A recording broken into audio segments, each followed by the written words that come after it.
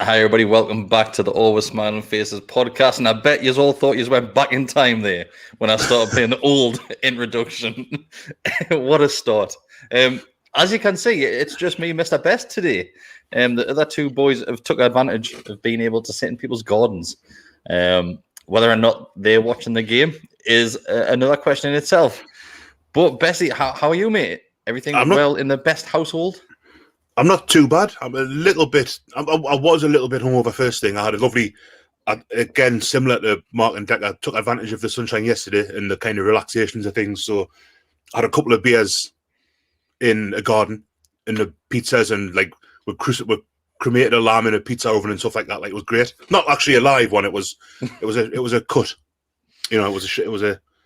Can we just say, like, how different it is recording during daylight, mate? We both look radiant, yeah. It's really weird. I'm in my bedroom because I'm like Amy in Alfia downstairs, and I had to kind of try and cover because if I open this up a little bit, there's just light. It looks like cocoon behind us. Not great expectations. What's on the aliens? I can't remember. So I've had to kind of try and stop it from being too bright. I don't like it. I'm not used to it. It'll be an absolute sauna in there soon enough. Absolute heat box. I'm built for the winter as well, like, so it taps off by half time, I reckon. Like, right. So, mate, let's have a look at the team. I'm not sure if you've had a chance to look at it before we came on. Our WhatsApp was going wild not long ago. I think there was like 40 odd messages in there. I haven't really read them. I just opened it, then cracked on. But I'll put it on screen as well. You've got Dubravka in goal. You've got Jacob Murphy, Emil Kraft, Jamal Lascelles, Paul Dummett, Matt Ritchie, John Joe Shelby, Sean Longstaff makes his return, Almiron, Joe Linton, and we've decided to play a striker this week in Dwight Gale as well. There's a bit of debate in regards to who's playing centre-back. A lot of people saying Paul Dummett, a lot of people saying Kraft. I think we're just going to have to wait and see.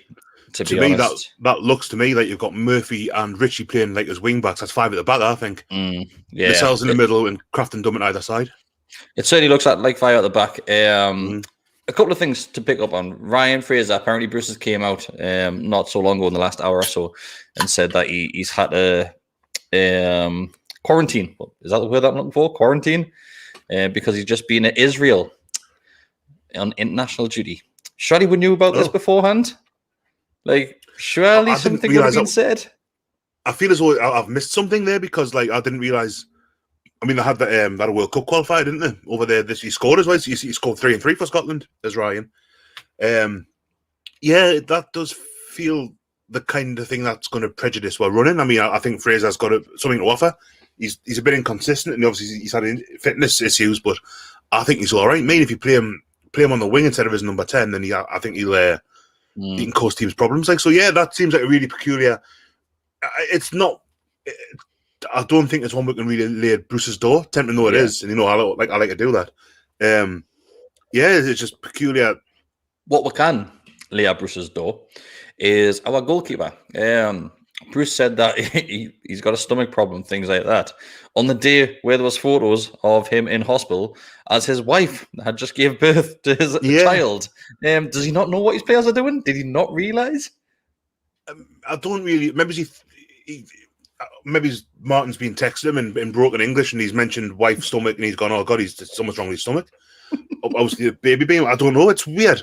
Is it possible that he had a stomach problem and that's had a baby? I mean, I don't know, mate. But you'd think that you'd probably drop that in a conversation, wouldn't you? Like, oh, Martin's just had a new child. We'll see how he is. Blah blah blah blah blah. Yeah, you'd imagine the man becoming a dad would be the headline news in that one. Like, rather than he's had a dicky tum. Yeah. So there's a question. Well, sorry, there's a commentary in there by Nathan Sweeney saying Adams was starting for Scotland. He's just came on for Southampton against Burnley. So maybe Bruce is talking shit again. Maybe I've just believed something on social media when I shouldn't have. I mean, Che Adams did. He scored as well. He scored a decent goal. Missed a sitter at the end as well. Did he? I didn't say the Southampton game there, or the Southampton game. No, it's just Scotland game because I noticed Che Adams and not Richie. Che Adams and Fraser seemed to be very pally in that game. It was nice to see, like, full of cuddles and all that, like so. But yeah, right. So what we'll do, mate, just to give people a heads up, just so they can obviously try and sync. If people do want to sync with us today, as always, we'll let you know when the players take the knee. Are they still taking the knee these days? think so. I think so. Right. So when the players take the knees and when they kick off. Currently, we'll have our centre-backs on the screen. Now, our midfield. So they've got it as a 4-4-2. Yeah. I don't think anyone knows what's on. That's not 4-4-2 because Malmiran's just stood there by himself, as he normally is. So 4-4-1. Not can be 4-4-1-2 because that's 11 players, isn't it? Oh, there we are. Trying to guess. So yeah, that would be 2. 3 centre So halves. that's 5 at the back. I don't care what way you look at that. That's 5 at the back. Yeah, definitely. Joe Linton will drop onto the right-hand side, and it'll be Gale up top by himself, and Almiron just have a free run. Yeah, that's 100% 5 at the back. Doesn't matter which way they try and dress that up. Definitely. I've seen their team. I'll really keep up with Tottenham like that. I thought I said Rondon there for a second. I thought, oh God, well, he's back in centre half. Also Welsh. Aye.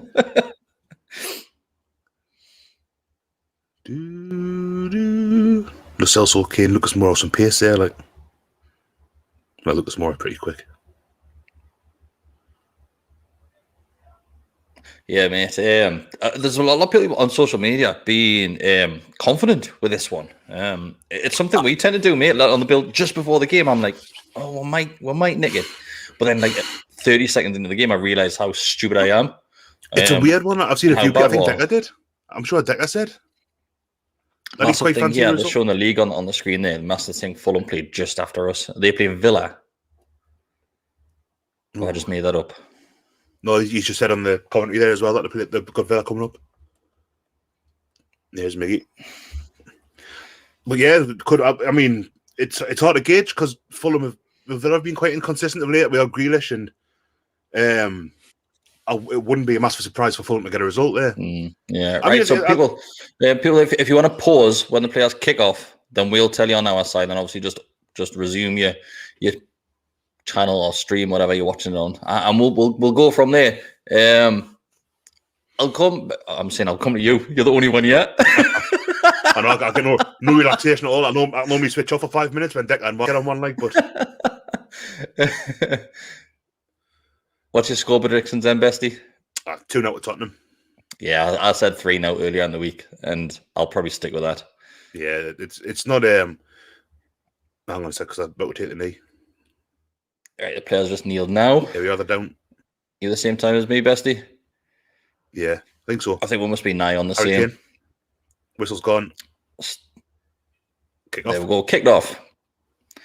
So yeah, I think 2-0 Spurs. I mean, Tottenham haven't been in great form over the last. Recently, I don't know how long the kind of period's lasted, but I just can't see Newcastle laying a glove on them. You look at the games we've played against Brighton recently, West Bromwich Albion, where there's been absolutely nothing going up front. I mean, that Brighton game the other week was as bad as it's been since we came back up for me. Yeah, mate, it was absolutely shocking. But I think hopefully with the addition of, I'm not his biggest fan, far from it. But with Richie in there, he might drag the players that extra couple of percent in regards just to graft in that bit of fight, mate. Because, oh my God. Yeah, he's got it. Who was I speaking to the other day? I can't remember. It was Ryan Taylor on. You watched that one yet, mate? Oh, hello. Oh. No, not yet. Not yet. So Ryan Taylor, like he said that all you need is somebody to go and basically clatter somebody. Yeah. Just obviously make the other team aware that you're up for this fight and you're going to try and win the game. And when was the last time we saw that, mate? Oh God, we don't tend to. Not Ryan Taylor. Matt Ritchie is that kind of player as well. Like he's kind of, I've always thought him as being a bit of a captain, but without the armband, if you know what I mean. Obviously, Lascelles is club captain, but Ritchie's always. I remember more so when he was a couple of years younger. Maybe he was a bit more influential on the pitch, but his attitude. Those times when he got substituted, and you could see the performance level drop. And you get players like that. You get players who are like, if not kind of ceremonially captain, then players who will be very influential like that. And I think he certainly is one. Well, I think he said before he's been offered the I'm not sure if it was a captaincy or the vice. Go on, Joe. Oh, to be fair, mate, for somebody who normally his shots are weak as piss, he's put some welly into that. Like, Yeah, I think he often looks like he lacks confidence striking a ball, but he's straight at the keeper, like fuck me. Yeah, either side, it is well struck. Like here we are already. The game's what 2 minutes 20, and we're making excuses for Joe Linton. But Well, I mean, I haven't mentioned that all word yet, mate. No, not yet. It's normally 7 minutes around that point. So we're about 6.5. Aye, so I mean, we're 10 minutes in, so we're all right. Like, what you on? What's your choice today? Woke up with a bit of a headache this morning, mate. So I thought there's only one way to solve it. Let's get on the dragon soup. Yeah, we're back on the dragon soup. I saw in the comments earlier you were asked about that. Good grief, man. I'm on the hard stuff again today. Like, Oh, they've just rebranded as well, haven't they? That looked quite smart. You know what it reminds us of? You know when they do the club versions? It looks a little bit like that, I think. Yeah. So I've got a Bournemouth can of Coke Zero. Did you ever get the black and white one, the Newcastle one? Nah, I quite fancied it, like, but I never. They look good because you said you could buy the set, couldn't you? You could get the full league, aye. Like they look pretty impressive, aye. Can you remember the cup final? It was 99, I think, where Brownhill did the black and white cans for it. Did they? Aye. Look, mint. Look, they'll be on eBay for like a grand or something each. But let's have a look, mate. Let's look right now. They look really good. What am I searching for?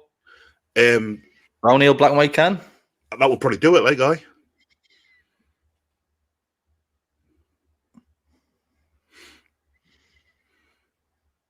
I'm sure it might be 98, but I think it was 99 cup final. Nothing showing up, mate. Really? Must be that rare.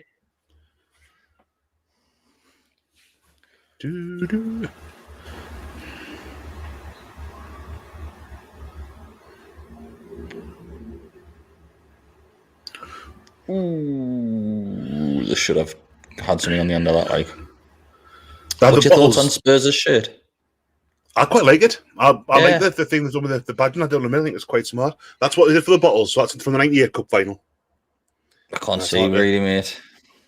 Yeah, I think I might have came across them before on eBay. Yeah, I'm certain they did it for the cans as well, but I kind of. Oh, I'd love a proper schooner.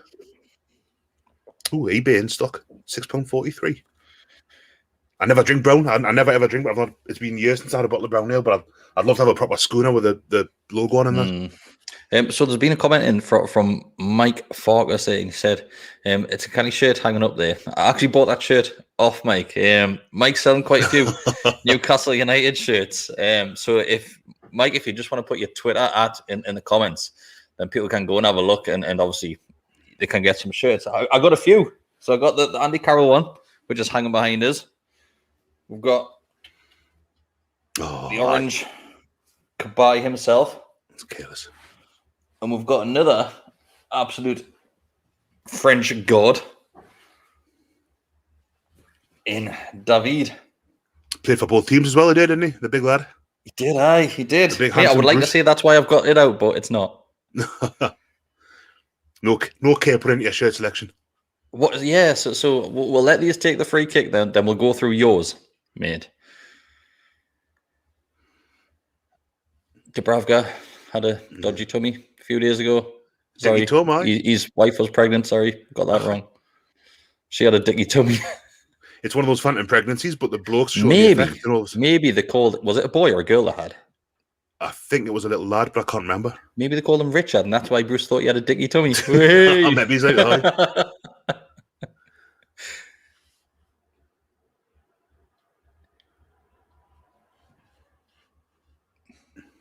There you go. So Mike's just put his at. I'll show it on screen there for everybody watching. It is I Am the Focus. And he's got a list of all the shirts that he's got left. There'll be some canny ones for Mark because there's a couple of double XLs in there. I would laugh, but that's pot and kettle territory. There's some treble XLs as well, mate. Oh, yeah. Keegan.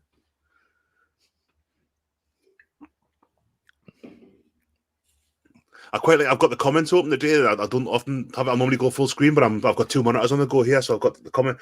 We're getting abused Newcastle crap, and you think, wait, I don't know. Like, that doesn't. Yeah, mate, it's weird. It's always something. It happens all the time. So you lads normally like just sit back, and it's me that controls the comments. But you can see it today, and mate, honestly, at full time, that times by about 50. It gets worse. Like people say Newcastle are shit, haha, and I'm like, that's what we've been doing for the last 90 minutes, talking about how shit was. It's bizarre, isn't it? Points won last 8 and 11 points out of half a season there. How are the lads? But it just goes to prove me that the likes of the media and how much spout the shit, like the talk about Newcastle, it actually does rub off on people, and they do start thinking that. I thought, Hence, they come on this sort of thing. Oh, you think he's a min?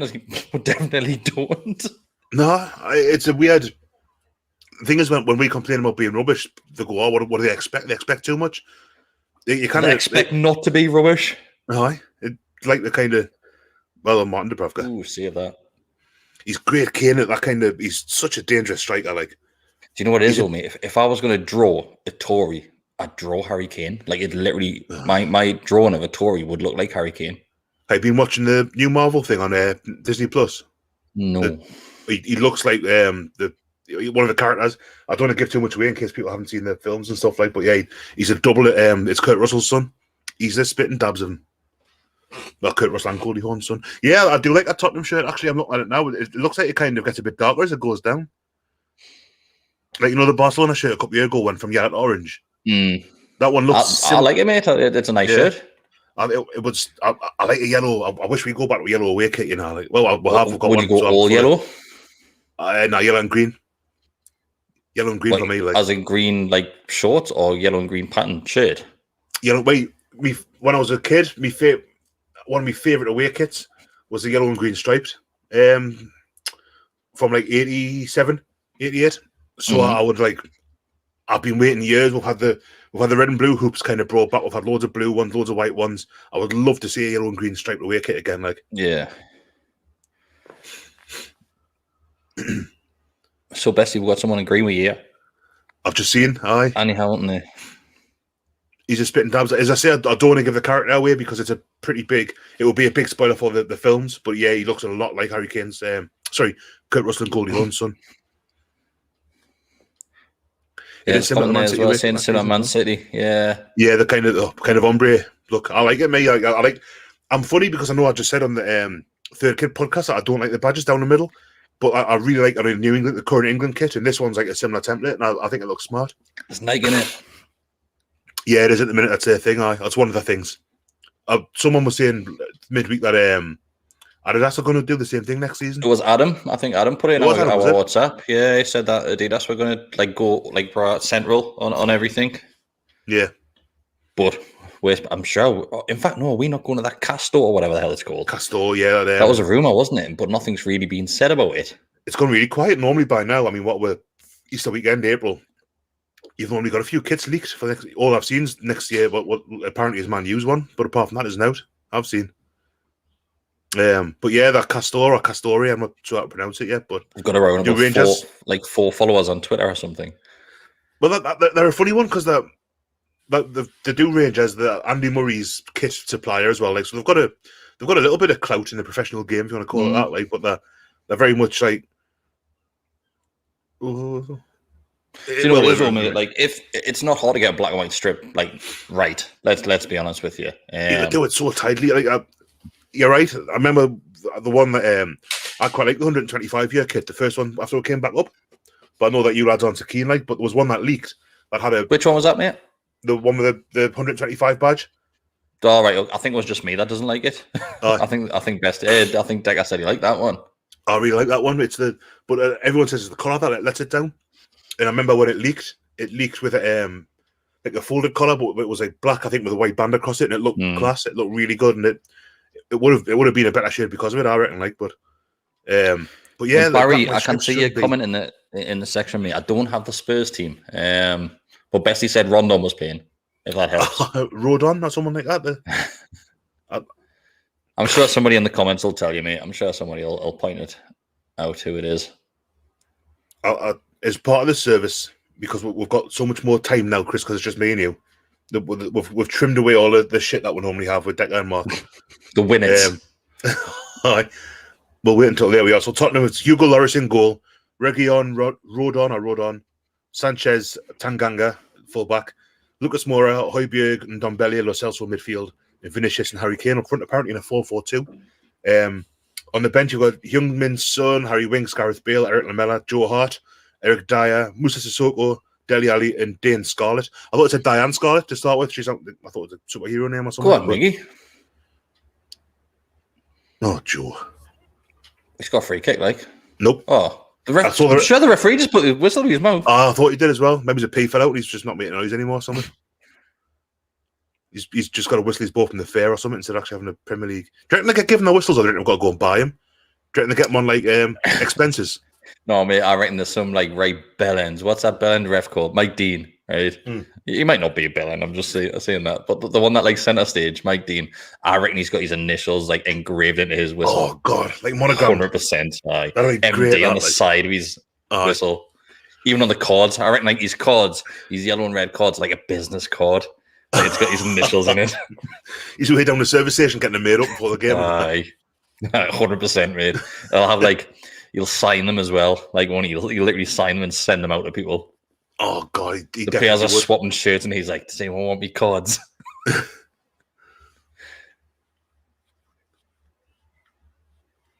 Oh, it's not a good ball long. Oh, actually, you know what it is? No, it's not. Who was it? Longstaff, I believe.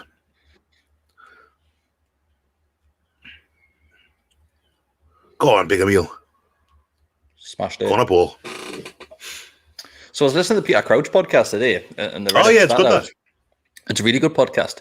But the read a stat out saying, isn't it funny how in England, it's probably only the English Premier League where people get excited and the fans get excited in the ground when teams get a corner?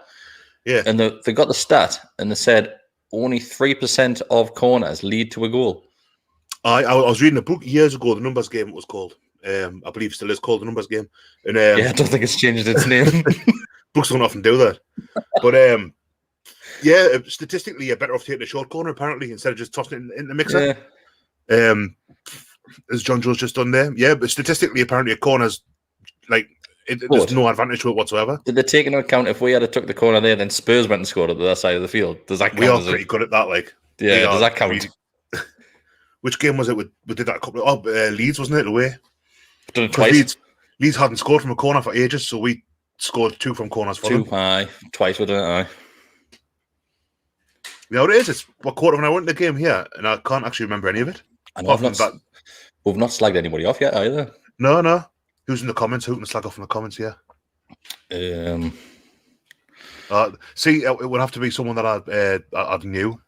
But we've got on the subject of the shirts, Raven Kane UK saying that the quality of the Castor shirts, Rangers fans saying that bits fell off them.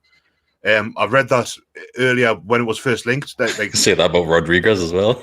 Oh God, I'm not here. I'm not touching that one. I can't help it. It'd be funny with that by accident. But yeah, like I've heard like the sponsors coming off and all that, and if it had been that sponsor, I'd be quite happy with it falling off. Like, but or the Asics McEwen's Lager sponsor, obviously. There's somebody as well saying that they've not got links to Sports Direct, but I can't imagine them having so with Mike Ashley. Obviously, the whole thing that I had with Rangers, did they not like proper boycott? I don't know. You know what it is? I feel as though I have heard that myself as well, but I can't remember what the. It's not just because it looks like a bit cheap, and people are just associating it with Sports Direct. Because I'm sure did Rangers not do something because they were all kicking off about Mike Ashley's like. Oh, the Rangers fans were like. Aye, went to town, didn't it? A lot of Rangers fans are pretty rage. I've heard stories of like people unleashing like armies of maggots into Sports Direct shops and stuff like that, and like just going proper like what we should have done really. What, release maggots into Sports Direct shops? Sports Direct, instead, mate, we gave them bars of chocolate. Aye. It's well, not. I mean, to the workers, like it's such a strange, like, yeah. I remember Sunderland fans turning up with Sports Direct carrier bags at one game, and like, wait, yeah, you're just giving them money. What? I don't understand what point they're trying to make there. I think they're just moving house, mate.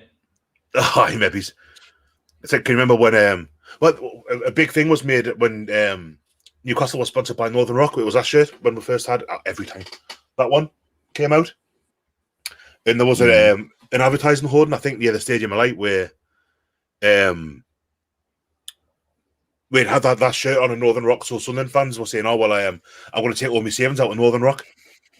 and you think like what difference is that going to make? They've done it a few times, mate. Later, so they've done it a few times. They've done it when Ashley first bought the club. Like I remember there was cameras. It must have been on like Time News or something, or ITV News, whatever it would have been. And in the bridges, which is a cesspit anyway. If anybody hasn't been to the bridges, well done. Never ever go. It's up there with the galleries. In fact, bridges is pretty worse. In fact, no, galleries is pretty horrific as well. They're both dumps. Galleries outdoors. They're both dumps. But they had the camera crew outside Sports Direct interviewing, and they're saying, "Oh, blah, blah, blah, we're not shouting in there again." Also boycotted Sugar Puffs, if I remember right. Because Cookie Monster was last bloke that's going to cup final for us, wasn't he? Honey Monster, not Cookie Monster. Cookie Monster hasn't even got any legs. Lives in the, who lives in the bin? Oscar the Grouch. Grouch. We've been asked for a time check, so I'm on 18 minutes and 2, 3, 4 seconds. I'm with you, mate. So some lovely comments coming in about the bridges. The bridges is rank. Mine, I was up Royal Keys before Christmas, and that got to do with a bit of a wet sponge around it. Go on. Oh, save. Oh, twice. Oh, what the fuck? Good grief. Should probably score there, you know. How is that? That first one's a great save, I think. Like, he doesn't know much about the second one. Like, just bounced off the post and lands underneath him. 9 out of 10 times, that hits off the keeper's back and goes in. Aye. He just lands on the ball. That's the first one. Oh, the commentator saying he should be scoring with both. That first one's a fantastic save. Like, it's a great save, the first one. But this is why we've got Gale on there, because he gets in those right positions, mate. Yeah, he does. He's a goal scorer. For all he didn't score a goal there. He just needs to absolutely smash that second chance out, doesn't he? I think so. He's trying to just tuck it in the corner, hasn't he? I think out of the two of them, the second's the one that you should do better with. But again, it's a bit when you're that close and the keeper's kind of you've got that angle. It's hard, but probably should be in front. Really, it was a great save though.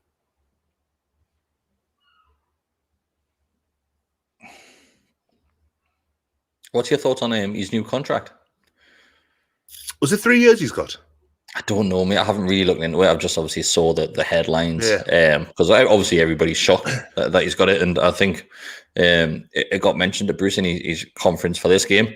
And he said, "Oh, it's a great deal for Dwight." As if he didn't really have much say in it. Because he would have really said, "Oh, it's like great to have him, blah, blah, blah, blah, blah, blah, blah." But no, he just was like, "Oh, it's a great deal for Dwight." I mean, how old is he? Like 31 now, isn't he, Dwight? It does to me feel a little bit like planning for next season in the championship. Well, hang on. Great challenge, that. Great, that. Was that Dummett? Was that Dummett key? So. It was, trademark slide by Dummett. But yeah, it feels like it's a little bit of. I like Dwight Gale, don't get us wrong. But I don't think if you've got Dwight Gale as your main striker in the Premier League, you're going to be climbing the table very, very. I wouldn't mind it, mate, if obviously there was aspirations from the club where he wasn't really going to get that game time because there was players in front of him, top players. Yeah. And Gale was there. If we ever find ourselves in a situation where we are right now, where we're leading striker is injured, then obviously Gale could come in and attempt to fill that void as best as he can. Because I don't think many fans will get on Gale's back because we know exactly what he is. He's been here for a number of years now. You'd hope not, Yeah. But it does worry you slightly, doesn't it? Because maybe it's because there's not going to be much money spent across football. You wouldn't have thought so coming into the summer. Or if there is, it's all going to be at reduced rates and little backhanders between all the big boys, really. Because Newcastle aren't going to spend any money because I bet you we've absolutely lost a killing. Well, it's going to be a strange summer, isn't it, to see exactly how it all goes together because, you think of the money they have all lost. I mean, obviously still getting the TV money and sponsorship and whatever, but gate receipts have all gone, all the kind of match day revenue, as I call it, or whatever, people buying pints and beers and then big Snickers that cost me 13 quid. That's all gone, obviously. So it's going to be program money. I know you can get them online now, but I don't know how many people. Do you know what it is, mate? I know you can buy the subscription for the programs on a yearly basis, but I think you've got to pay for them up front Do you know what it is? If you could set a direct debit up where like £3 a month, you get the program delivered to your door the day before the match. I'd be all over that, mate. All over it. Aye. It seems to make sense that to me as well. Like, I've never, I've not, because people can't, like, a lot of people can't afford just to go and spunk like 100 odd quid on programs at the start of the year. Like, who would do that? Like, but if you could set like some sort of direct debit, even if you're paying like over the odds, if it's what's your program these days, £3? Either £3 or £3.50, yeah. So let's say if it's £3. If I said direct debit for like £4.50 a month for that to get delivered to me door, in fact, it would have to be more, wouldn't it? Because obviously you've got 2 matches. It depends. I mean, you have games with it. You have months with like international season tickets, like that, your season tickets like that, isn't it? So even if you could add it as an attachment to your season ticket, where you got them delivered to your door, like honestly, like I said, I'd be all over that. But this is where the club go wrong because they just don't think outside the box with stuff like this. Yeah, there's quite a lot of stuff that they don't seem to kind of have any. Murphy. He's done really well. They don't seem to have any idea as to how to kind of engage your fans properly. That I don't know. I mean, I know they've got people working for PR and engagement officers and stuff like, but there's a lot of stuff that could be doing that they're not. And it might be that, I mean, an engagement officer's still going to have to answer to ultimately Charlie and Ashley, isn't he? So, but the most frustrating thing for me, mate, is you see fans on social media having likes of Etsy stores and big cartel stores where they're selling products, Newcastle United related, but obviously they can't sell them officially and can't put the club crest on them, and doing very, very good products and designs. The club should be all over stuff like that, thinking, right, like, you can stock that in the club shop and we'll give you a cut out of it. Like it's like pin badges, like some of the pin badges that have been going out, like, and I'd done them years ago, mate, in the championship season when Rafa was here. And like there's more people now doing them, and they sell like hotcakes, mate. I absolutely they do, because people love stuff like that. There'd be great stuff. You're right. It's something I've never really thought about before, but there's so much stuff going out. Like I say, I mean, what do you call them? Placemats and posters and stuff like that. The club shop should be engaging more with people like that. There you go, Jack. I remember the Gallowgateshots team just said I'd be a millionaire, and he's right, because the t-shirts that he designed, like the amount of comments that were coming back saying like, where can I buy one? Where can I buy one? But officially, he can't sell them because the club will be straight knocking at his door saying cease and demand. Especially Newcastle. Man, you are really bad for it as well. Do you follow that? There's a thing on Panini Cheapskates on Twitter. No. It's a few years ago, there was a couple, husband and wife, I think, who for charity decided to draw all of the stickers from one of the Panini World Cup albums. It was 2014, maybe 2018, and it got a little bit of traction online, so they started doing like different clubs ones and did a Man U version. And it's literally just players' names and like a really, really purposefully bad like portrait of them.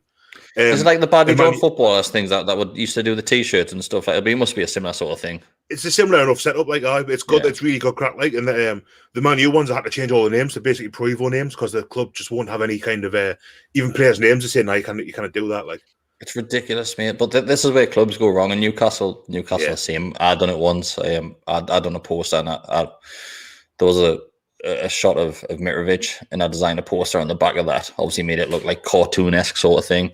And I swear to God, it hadn't even been on sale for 5-10 minutes, and I got a message off the club saying, "Take it down." Cease and desist. It's for like, it's only like 15 quid it cost you to get your posters made up for like 200 posters and that, but you thought it's not worth a hassle going into a fight with the club. Yeah.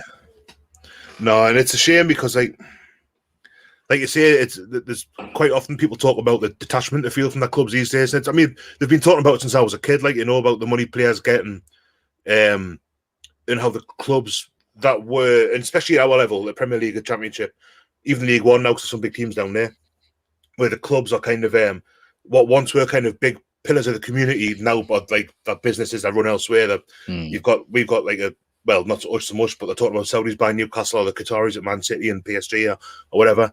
And it's that division between the fan base and the club itself as an entity getting kind of the separation seems to be growing all the time. Something like that gets fans straight back on board. Like, the fan feels like they're contributing to the club. I think that'd be a great idea.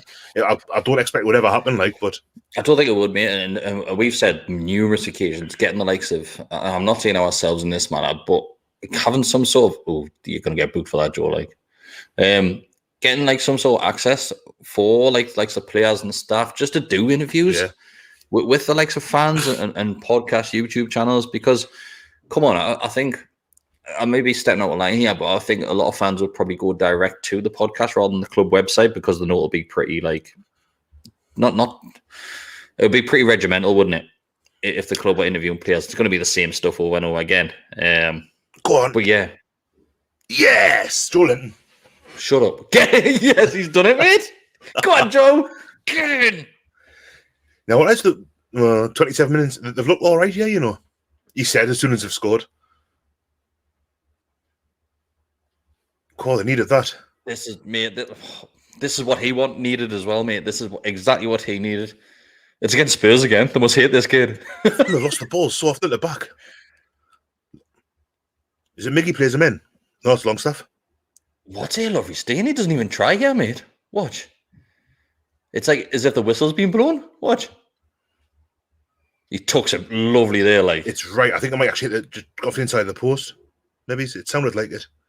No, just straight in the bottom corner. That's a lovely finish, that. Cracking that. I'm going to say it, right? Joe.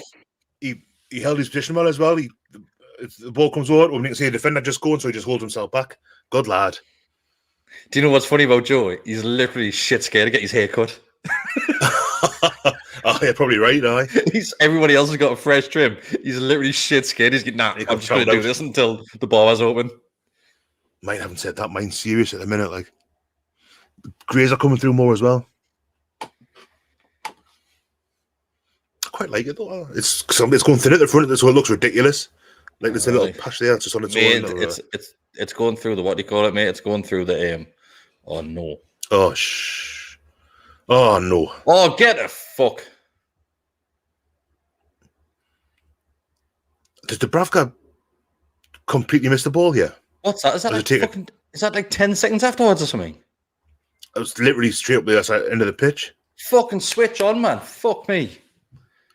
I can't tell whether there's a touch on this and it just goes under Dubravka or if he just completely misjudges it. He's onside. They're all onside, mate. Oh, it's defender. I don't know who it is. I want to say Dummett. And that's not Dummett. It's this one. It's Longstaff. Longstaff. He tackles him, just bounces it back off him, didn't he? He completely misjudges his touch. Oh my God. Poor that by Longstaff. That was a craft. We've got Daryl Mitchell-Hill saying it's craft. Sorry, Daryl, you're right. Sorry, Longstaff as well for that one, actually. Oh, wait. How easy, though? Like it's similar to, who was it, Villa the other week? That own goal. Oh, God, yeah. God, that was a freak one. That was just... it's frustrating that when he's come across, he's read it well and he's gone across properly, but he just missed the ball. You're right, though, mate. We've started well. We have started well. I mean, we certainly wouldn't deserve to be behind at this point. Like 40 seconds still there between the two.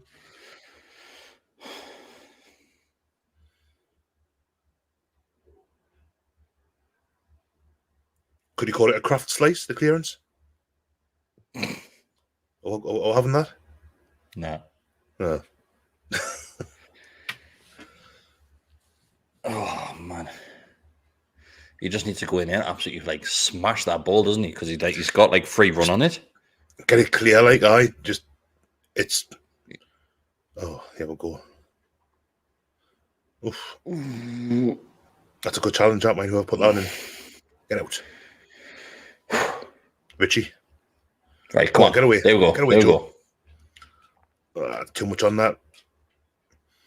Tottenham have been, I mean, for all that was a really poor goal to concede, Tottenham have been really, really sloppy at the back. There's been a couple of chances we've had where they've, that one where Joe Linton hit it straight at Loris early on. It was just losing the ball at fullback, and I think there's enough about there's not enough about Newcastle, but they should be putting the pressure on them here because they look very careless. Yeah, they do, mate. They do look a bit sloppy at the back. There's a comment in there saying that I'll put it on the screen so that people can see it. It's from the Haggis. Says he's got a call from Dubravka, as that should have been put in the stands. It could be the case. It wouldn't be the first time this season. It happened at the very start of the season where Dubravka clearly shouts for the ball. I'm sure it was Dubravka.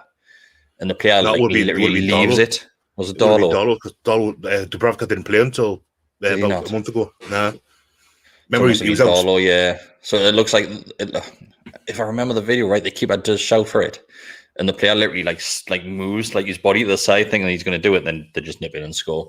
Was that Tottenham away? I can't remember, mate. Because it was Richie at the far post who kind of opened his body up, and Lucas Moura popped in the back post. I think it was a different one. Aye, because that was Richie's fault. That one.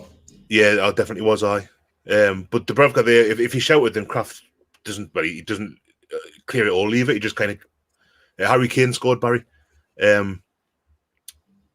With a Emil Kraft assist. But yeah, it was just kind of neither one thing or the other, was it, really? Get in, Joe. Longstaff just pinged that, like. Yeah. Just hitting hope there, honey. I think it was Longstaff. In fact, it wasn't. All these players look the same now. Might have been Dummett. It was definitely, that is something Dummett would have done. Aye.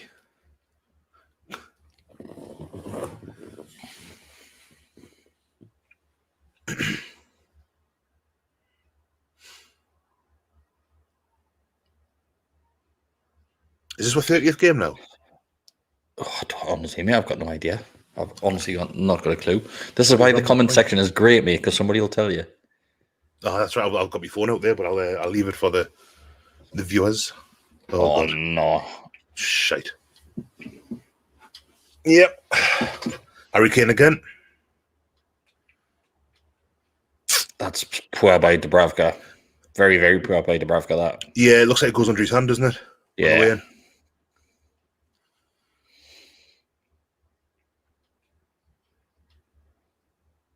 Let's have a look at this. Might be offside there, you know. Might just be. It's a power right along the deck that's beaten there, isn't it? I think he might just be off. I'll have to have a look at it. I think they might say that he's his fingers offside or something. It's a cracking strike, like. Aye, that's a decent strike, to be fair. Power beats him, doesn't it? Slagging Dubravka up, but that's a great strike, that. Is VR looking at it or not? I'm not too sure. There's nothing been mentioned yet on the commentary that I'm hearing. Because, to us, that looks like it should be at least being checked. But yeah, he was. Must be being checked. Just not as if it is. No. Doing it.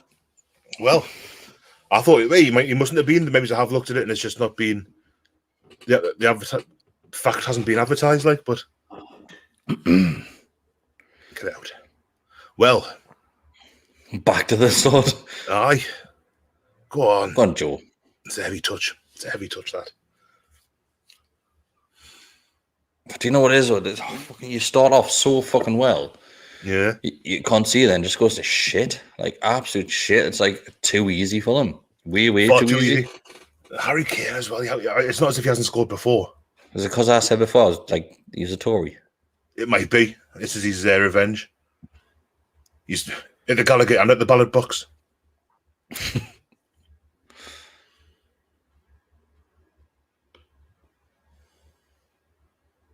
Fucking hell, man. This is our 30th game, mate, by the way. It is a 30th. Oh, Andrew Davison's just put it in the chat, yeah. So 8 to go. It really is getting to the point again, but even then, 8 games to go. To me, Fulham playing 8 more games means that Fulham have got 8 more chances to get loads of points, rather than obviously it's the same. We've got the same amount of games to go, but we just aren't looking as if we're going to be able to pick points up. I mean, such a soft centre. Look at that today. A decent start. Got a goal ahead, and then what is it? It's not even 10 minutes later now. We're 2-1 down. I know, mate. Yeah, like honestly, you're like, we take the lead 40 seconds. Well, in fact, no. Well, that great chance with Gale. Yeah. Then obviously, not long after we'll get the goal. And then, like you said, within, I don't even think it's 10 minutes, mate. No, it's like 6 or 7. You're 2-1 down. I think he said they just sent the commentary there 2 goals in 5 minutes for Harry Kane. So, and their goal, I literally be 6 minutes or something like that.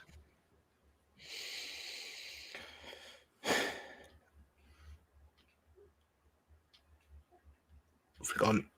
No, Joe Linton was offside there for Feltham. Do you know what it is? Like, as much as I hate VAR, I still like to see it on the telly. Like, just so it, like, I'm positive that was definitely onside. Just for a bit of reassurance. It does feel. I thought he looked as if he was just off, like, but I mean, that's at a glance on a pretty small screen, like, so you'd imagine that they would have looked at it and have gone, nah, he's out. But when you think of how long it's taken with some goals, you'd look at the ones at Liverpool v Everton early in the season when, like, Mane was offside because of a. It's one of those things, mate. They can manipulate that for anything to be offside. Really, if it's borderline, they can give it either way. Really. Yeah, it's frustrating, like, but there, I mean, it wasn't it was VAR that could have penalty at White Hart Lane, the Tottenham Stadium, wasn't it? The handball against Eric Dyer. I think we said at the time that's going to come back and get with. Go on, play him on. Ooh, what a good ball that was. Who was that? Looks like he's hurt himself. Roden. Ooh, he's done something there, like. Signed from Swansea, apparently, Roden. I saw in the comments earlier. He's twisted, hasn't he? It's a great ball, that, by who has pinged that in? It's Murphy. No, studs in the turf there, I think. Yeah. Yeah, but no, it was a really good ball by Murphy, just in behind it's that. Oh, he's fucking made a meat out of that. He's alright, isn't he? Yeah. It's that corridor, isn't it, between the defenders and the goalkeeper, where if you attack it, there's a good chance he could put it past the keeper. He's done well there. Oh, yeah, John Joe.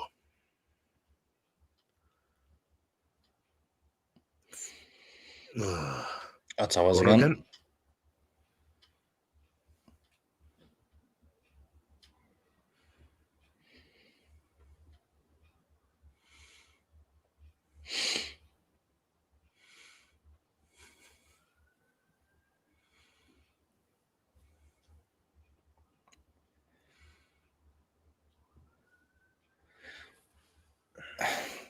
Yeah, you're right what you said earlier about short corners, but, like, we don't tend to do them though, do we?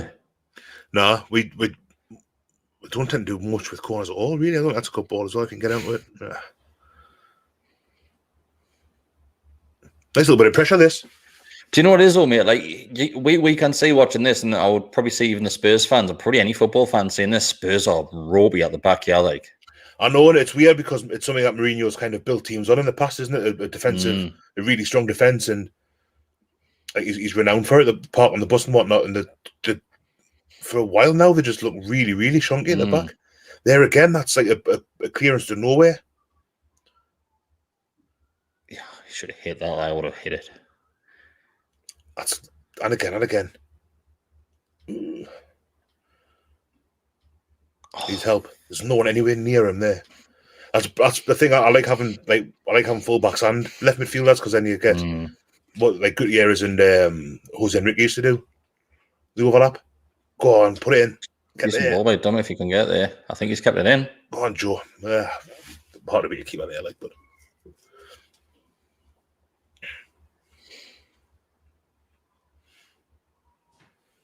Do you know what it is? Like, I'm saying this, and people probably disagree, but we haven't been bad.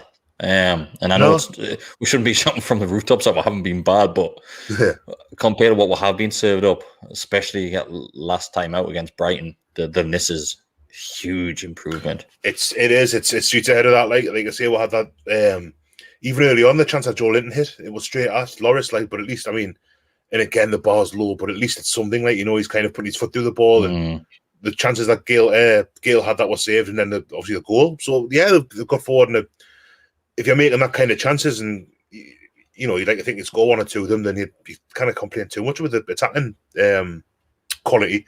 It's just that really that first goal was a shocker to give away. Like, So there's a question there from Jack RT saying, okay, lads, if you could take any former attacking player who is still playing right now, who are you taking? I'm going to take the player who I retweeted earlier today on the Gallowgateshots Twitter account, and it's Marino. Marino, was that? Yeah. Yeah, he looked like a really tidy player. Go on, put him through. Oh, it's a bit heavy. That's an awful ball, that. Yeah, Marino for me, like. I like Marino. Like, I like him a lot. He just looked like a really good quality player. They won the cup yesterday, didn't they? Did I, mate? He was like, I'm not putting him on this level, but can remember Alonso for Liverpool, where he just like used to look so calm, just unbelievably calm in any situation, and that's what Marino seems to be obviously turning into, that sort of player. And since he left the club, and I know that there's somebody said, "Oh, remember who got rid of Marino?" And I'm guessing it was Rafa with that comment. It would have been, yeah. 50 minutes in, and he's been mentioned. But I think I know it's a good eye, but I think the problem with Marino is that he just didn't want to be here, and why keep a player who isn't comfortable and enjoying his time in England? You've just got to admit defeat with that one and say, right, it hasn't worked out. All the best for the future. He was kind of he got to that the first transfer window. And I don't think he really paid for after that. And he obviously went in the summer. But yeah, I thought he looked like a really good player. I've seen him from Dortmund. Was it Dortmund we got him from? Yes, it was. I couldn't remember, but it was Dortmund. That's right. I've seen it. A comment Adam C saying Wijnaldum, and I think it's a great shout. Maybe he's a little bit old now and not quite as mobile as he was when we had him, or when he first went to Liverpool. But he's yeah, mate. But you'll swap him for Shelby, wouldn't you? Oh God, in a heartbeat. Any midfielder now, I'd swap Milner for Mawson, to be honest with you. Do you know what it is? I'm going to say it, and I'm probably going to like split a fan opinion on here, but I watched the Leicester game yesterday, and Perez still looks tidy, you know. He still looks, he just looks, he's got something about him. He really does. He's just full of confidence. He kind of seems to grow. Someone just came in there as well, mate. Someone said Perez here. Yeah. Perez is. I've always liked him. He definitely. Oh, who's down? Almiron, I think. He definitely grows into seasons. He kind of starts off slowly, and then by Christmas time, by the January, February, he's a better player. Like, but I mean, at the minute, and obviously we're hoping to have Callum Wilson back shortly. But at the minute, Rondon. I'm not going to kind of start a campaign to get him back out like that, but I think he would certainly improve this team at the moment. Like, that's shocking. Is that Gale? I'm not too sure who played it through there. It was shocking really heavy. That, like, absolute hospital ball, that. Aye. Somebody said Mitro, mate. Would you take Mitro back? Nah. Best he didn't want him here in the first place. Now I might take him back.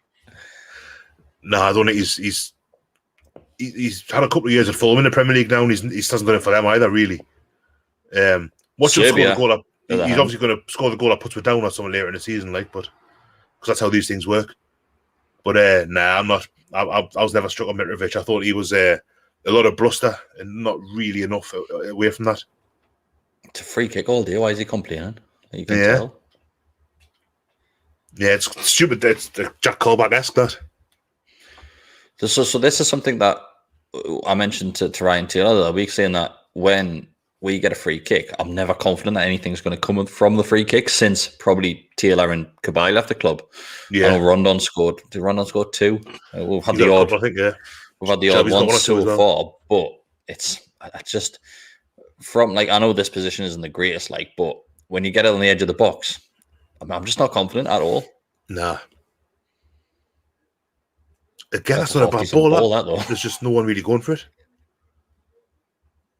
That's a total sort of ball where Kieran Clark only gets on the end of. Go on. Oh, go on. Good God. Ours. I'm not sure it is, you know. Ours. No goal kick. He just went, eh? It's not a bad ball. You know, it is. It's a good ball. Yeah. Longstaff, I don't know why he doesn't go for this with his left foot. Let's have a look. Yeah, it's not a great effort, that. Villa Fulham, away, 4 o'clock.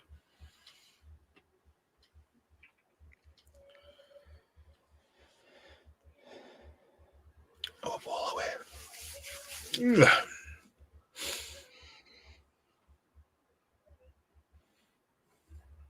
Go on, Joe. Well done, mate. Oh, it's not a bad. Honestly, mate, it's we're doing the majority of the things going forward, right? Oh, we are. You know what it is? Apart from the 2 goals that they have scored, they've done nothing else up front. The Bravkas have very little to do. I don't want to say it's all Newcastle, but I think, well, not unlucky to go in at half-time 2-1 down because we've been the architects of our own downfall, but on the balance of the game, it's been better than I thought it would be, considerably. Yeah, there's some slight positives from that one, which you have to take from it. But I think, do you know when you said the week when obviously we had the couple of draws, and you said the next result is massive. If we win that one, it looks good. Yeah. If we don't, then it looks bad. You could probably say that with this performance today. You could probably get a decent performance and lose the game. But then if Fulham go and win this afternoon, you're thinking, yeah, it's points, they're pointless. No, it's a good shout. That I think it's that point in the season now where we've had enough games that could have gone either way that we've lost. Actually, that was maybe more last season than this, but yeah, it's going back to what we've been saying over the last few weeks about games being must win and all that. I don't buy that, but I do think that we're getting towards a point now. Every game that we don't pick up at least a point, like a point today, you'd probably be fairly happy with, Look, hang on a sec. I'll turn that off. Sorry about that, BT Sport. That's Sky Sports. The longer you go without winning games and picking up, accumulating points, to use a bit of a kind of mud du jour, the more important the games become. And it's getting towards a point now where we've got Sheffield United coming up next week. I can't even remember, mate. I honestly don't even know. We've got games coming up certainly that are going to be getting into must-win territory. Next Sunday, isn't it? There's a game next Sunday as well. I believe so. Kickoff. I believe so. Yeah. Let's have a look. Newcastle United. Just going to shut my window, mate, because the sun's gone in. It's getting a bit chilly in here. I've got a bit of a breeze here as well, actually. It's Burnley. It's Burnley. Well, yeah, it's another one there where you should be looking to win that. Matches.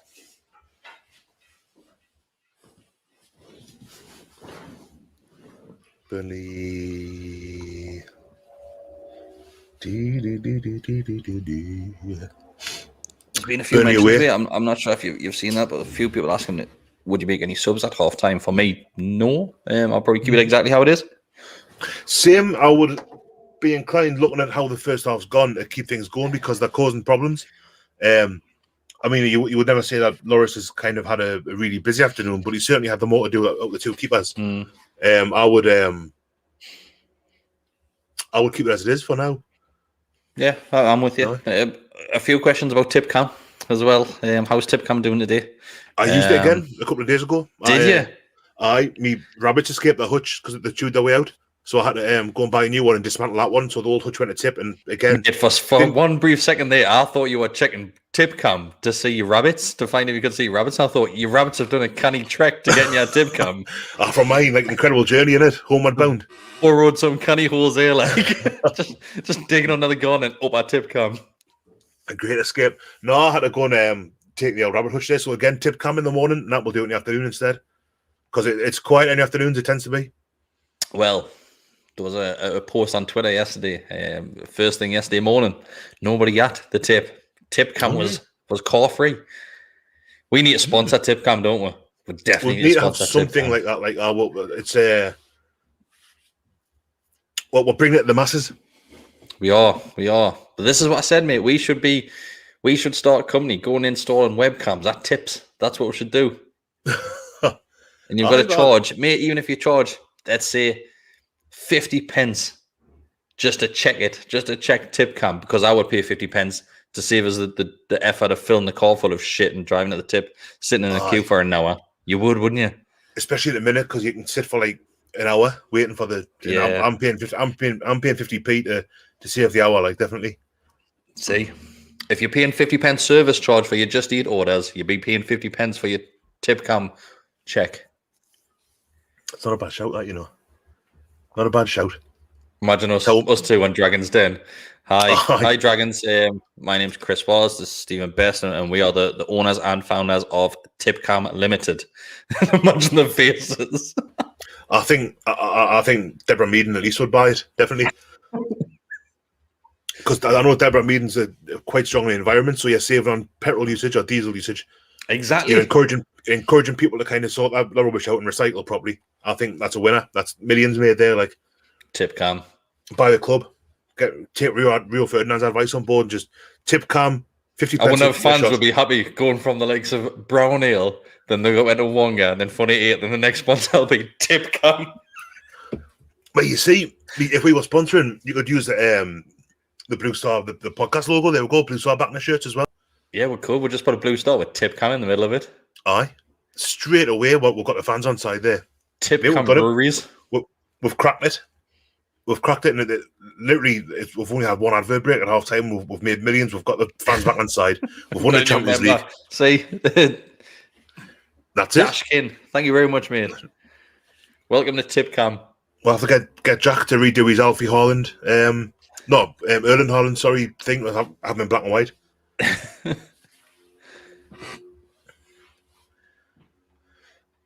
It sounds like a great idea in my head, Tipcam, but I'm not sure if it would go with me yet. I'm not too sure how well you'd be able to copyright it. You'd probably have to make the tip private property as well, because there's nothing stopping someone else from setting another camera up and doing it for free. That is true. I mean, I'm not here to cause problems. Like, you know, I'm a positive man. Dragon. You're the Arsewell Dragon. That's his. Well, why would somebody else not do that? Because no, it's ours. Tipcam. Have you ever met anyone famous at the tip? No. Have you? No, neither have I. I was wondering. Do you want me to get those to endorse it? Well, I was looking, like, Graham Souness looks like he's no stranger to a tip. Like, you know, I'm not saying that he's like Stig of the Dump, like, but I think when there's been some heavy gardening done or he's had to do a bit of redecorating, he'll take the old porcelain, he'll take the assistant to the tip and get rid. Like, so I think Graham Souness could be. I disagree with you. I think Souness just burns everything in his back garden. Just eats it. Just chomps through it. Just anything on like anything that passes. Oh, there's next door's cat. Hide in. Like anything. You just burn anything around him. Oh, next door's fence. Hide that in it. Do you know what we should do? We should sponsor. We should sponsor like a local like Sunday League kids team with Tipcam. Tipcam, we could do like It only costs for a couple of £100. Get them new kits with Tipcam on it. A product that doesn't exist. Mm-hmm. Do you reckon Souness would burn things with fire, or do you reckon he'd just look at them and they'd kind of combust? Because he could scramble eggs with his face. He could, but I think he's there. I think he's there with 2 sticks trying to set fire, like. Oh, like a bit of flint or something like that. He's definitely there. Then on the end, he just pisses on it. He's pissing pure kerosene. Just pisses on it just to put it out. I'm just going to piss on it. And no, he'll probably just let it burn for the rest of its existence. You know, when people have like a bonfire and it's like burning for like 4 days afterwards, that's Souness. You can still hear the crackling coming from your bedroom window. Do you reckon if he was having a barbecue, Graham Souness, he would tell you so you could put your washing back in first? Nah, I think you would get enjoyment of ruining your washing. Someone just said that you just dump it and hit back lane. You just fly tipping. Fly tip cam, there's our next one. Fly tip cam. How would you have a fly tip cam? That'd be a drone or something, wouldn't it, really? It would be Big Brother. You'd be following everyone around on the off chance that they're fly tipping. Yeah, like a white van. Just follow the white vans. Aye, I hate it, mate. There's a nature reserve not far from mine, down behind the, what was Robin Hood? It's called Vespa now. And I was walking up there a few weeks ago and I was like, there was a sofa, those bags full of shite. You think that I hate it, mate. Like, scruffs, man, absolute scruff. You just check tip cam.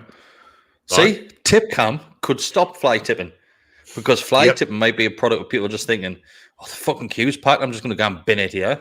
The tip's been, I mean, it's odd and even numbers and only a reg number. The thing is, we've got 2 cars and they're both even numbers, so we are not that on even days, like odd days. Sorry, we just got to let it ride. Mm. That's a real first world problem. Like that.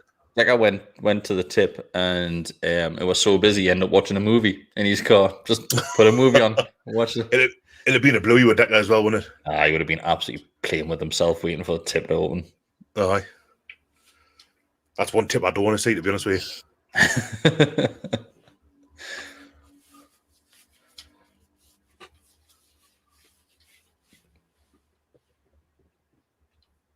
Fucking tip cam.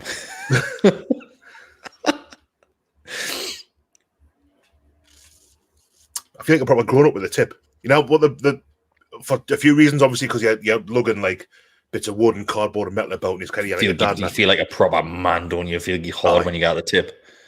But the other thing is, at the minute they ask you if you've got batteries, we kind of dispose of batteries. Oh no, I've got any batteries, all right, mate. And then you've got to do a proper hill start because it's like that last little bit before the tip. There's an incline, if you can pull off that hill start, you're on a winner straight away there. Like, yeah, like why don't you ask us like when I'm on the flat surface, like, how mate, I'm rolling back, yeah. You can smell the clutch burning. People that don't know as well, South Shields Tip also has a shop. So there's a shop where you can just go and buy other people's old shit, which is quite a good shop. Can get paid as well. I don't think I've bought out from there, but I've donated stuff from there a few times. I've dropped a few things. I forget what we're putting an old lawnmower in. Like they've got like the big container units. The lawnmower still work. Like I'm assuming they'd resell it. I'll just kind of strip it down for parts. I don't know. Smoke it maybe. You would assume that's to set fire to his back garden. You just frighten the grass into kind of wilting and then set fire to the lawnmower. So Alex has said, what are you doing about? So Newcastle aren't playing at this moment. So when Newcastle don't play, we talk about tip cam. This is what we do.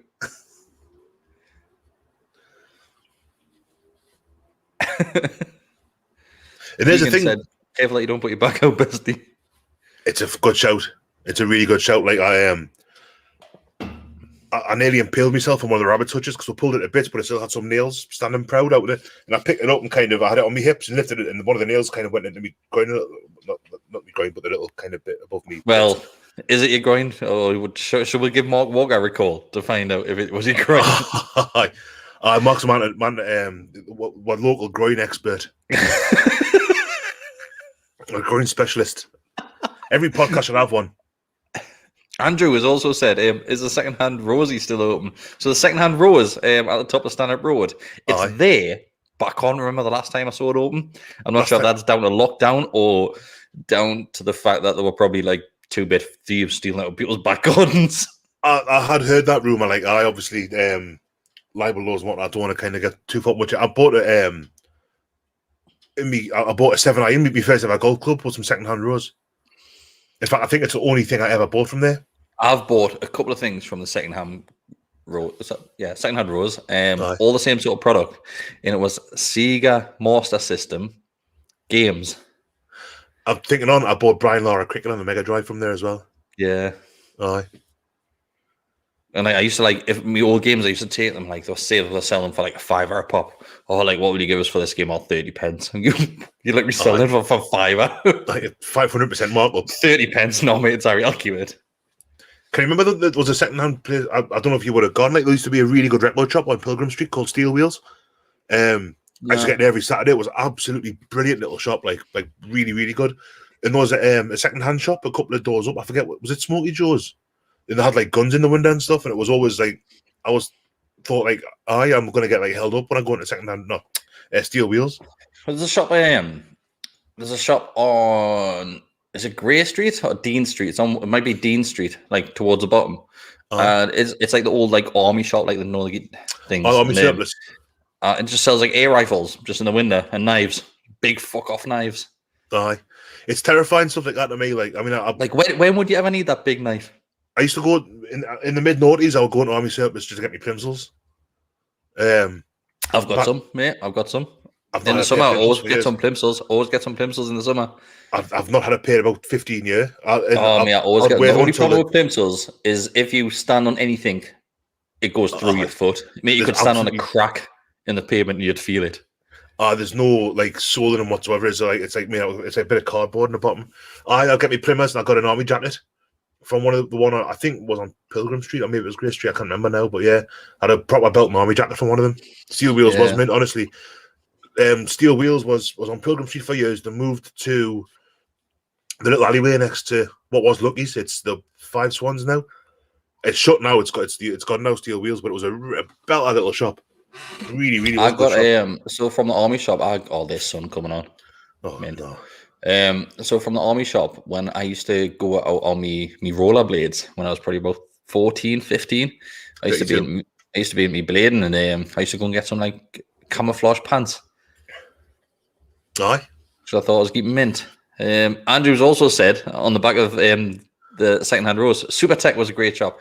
Supertech is a fantastic shop. The best place to go and get your batteries changed in your watch. God, I definitely. Supertech was just everything. It was such a treasure trove, and it was dead narrow but long. Is it still there, Supertech? Yeah, it's still there. Oh, cracking! It's a proper. It might be the longest running shop in Shields now.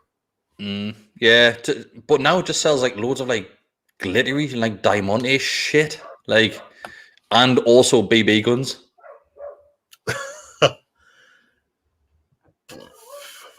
Interesting fact: the owner of Supertech's son was my driving instructor. Someone owned Supertech's son. The owner of Supertech's, yeah, yeah. The son. So the owner of Supertech, his son. That's concerning. He was my driving instructor. He's called Nimbu. Aye. Yeah. Oh, is that Nims School of Motoring? Nims, yeah. Oh yeah, I didn't. I've got a mate. I used to work with him. Went to Nims. Yeah, great bloke. Aye, I was with Peter Wiley from Jarrow. Was mine. Lived next door to me mum when my mum was growing up. Aye. Nims, aye. You passed first time? I did, mate, aye. Thanks to Nim. Cheers, Nim. No, nice one, aye. Big ups.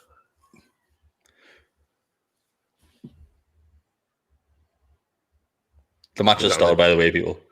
Yeah, I went 46 minutes and 21, 22, 23. Emil Kraft's having a lie down. The referee's coming to give him some tender touching. You all right, mate? You all right? Everything good, mate?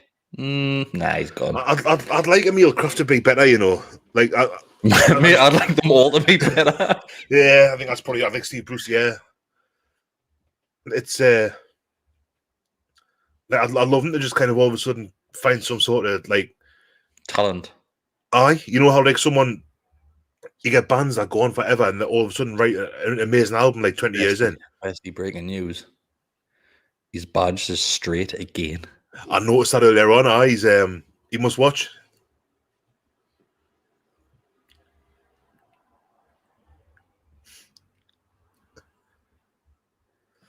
But Plimsolls, I used to it was when I knocked around with like Porter and Yemen a bit more when I was a bit younger, going on holiday with them and that. And like the dye would run out about my jeans on them and they'd be manky. They cost about £3. I just wouldn't buy no pay until they literally dropped off my feet. I think they're about £5 an hour, mate. I used to, what was that shop in Shields, bottom of Fowler Street, on the corner? Oh, massive shoe shop. Riddick's. They used to sell them as well in a massive bucket, just a bucket full of Plimsolls. Well, they matched up, so they had the same size in pairs, so we have to like. They were in the bags, like they were in the bags. They didn't have. It wasn't like lost property, like. What's Riddick's going to be now? It's getting done out, isn't it? No, mate. I think the council just put some signs on the side of it saying that you can rent it. All right. Because I thought that the day I walked past now, I thought, I wonder what this is going to be. It's a lovely big shop, mate. It's going to be headquarters for Tipcan. I'll have that, like, guy. Go on. Oh, good chance. Go on. That was going miles wide, I think, you know. That's horrendous. Oh my God.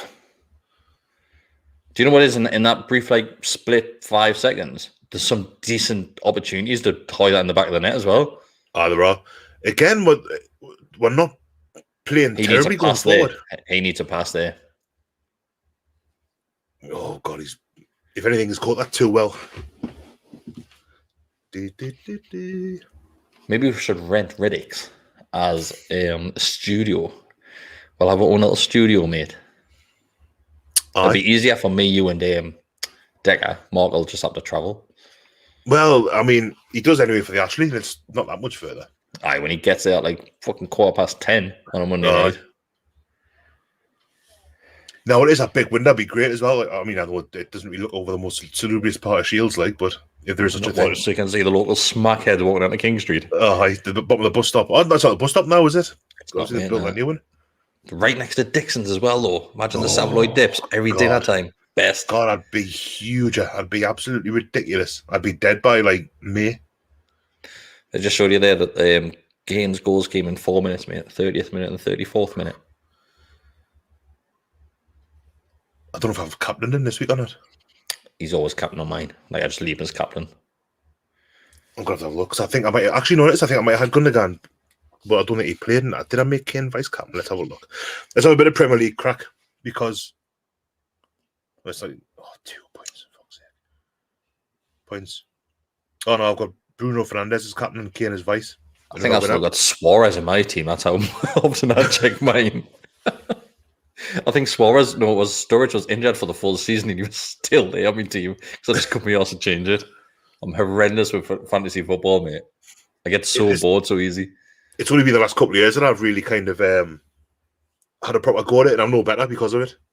I'll have a look now, mate. I'll have a look to see what the Gallowgateshots league's like because I set it up every single time. I'm in that, but I'm not troubling the top, like. Let's have a look. Gallowgateshots League, I am 155th. I don't even know where it tells you. Out of more leagues. What are you?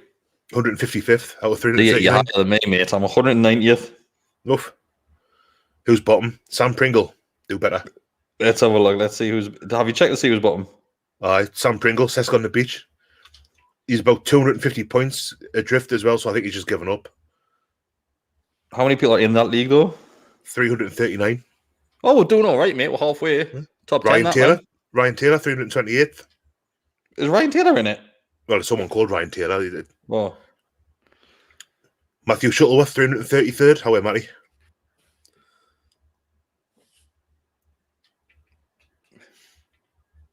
Daryl, there's no point asking me if you're in the league, mate. Like, I think the onus is very much on you there, Daryl, to kind of...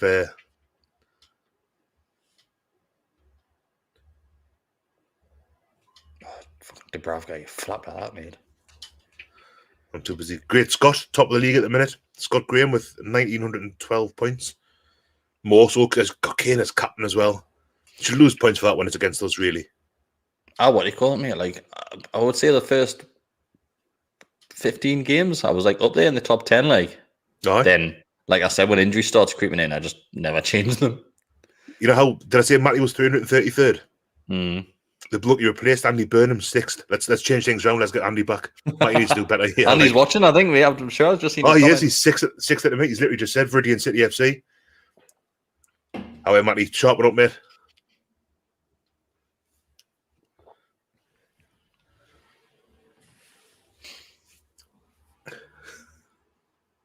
What are you chuckling at? Andy's. I've got a half, Andy. I'm quite enjoying this because I'm paying no attention to the game whatsoever. How we are going to do a like review it full time? I don't know what's going on. I'm sitting here home and sex in the beach in my head. Come on, move your body, sex on the green. It's good doing this song over. I do it more often. What? Just me and you? Doing it hungover as well.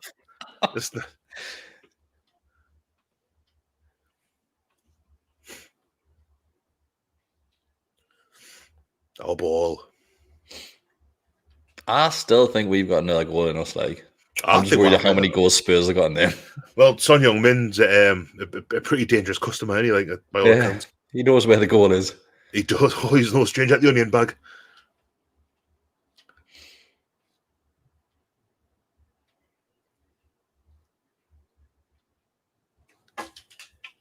Oh, John Joe. Ooh, that's what we needed, though. He's fucking clattered and won the ball. Won the throw in, yeah, played it off him. Remember Janmat doing it to Balotelli in front of the dugouts that time? There's a photo away. There's a There's somebody photo who did he like literally hoy him into the dugout? I can't know. Oh no, he did flip. Did he not do a flip? There's a photo where like you can see Yanmat kind of like he's like mid kick, and Balotelli's pretty much upside down. Then again, they are so loose at the back. They're really, really sloppy. That's fucking bad ball, that John Joe. Fuck me. He's had to go back for that. We'll take the free kick there, ref. No, he's not interested. He's obviously has to be a free kick. 69 way. Nice. Lads. Oh, who's on the deck? Someone's looking upset there. Richie, I think. Punching the floor as well. It is Richie.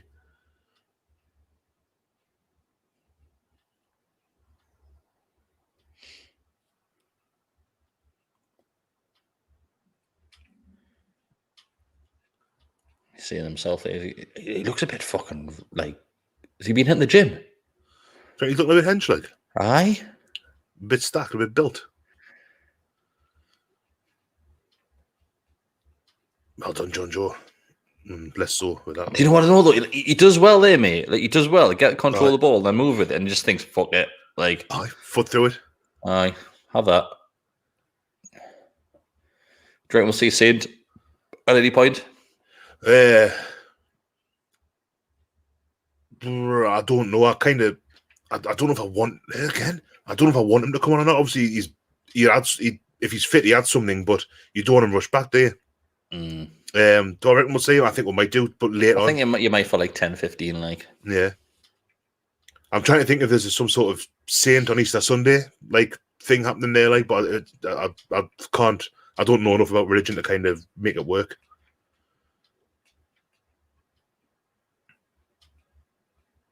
I'm really hungry. I've bought a cereal for breakfast. I've had 2 crunchies and that's it so far. 2 crunchies? Yeah, I'm Easter egg guy.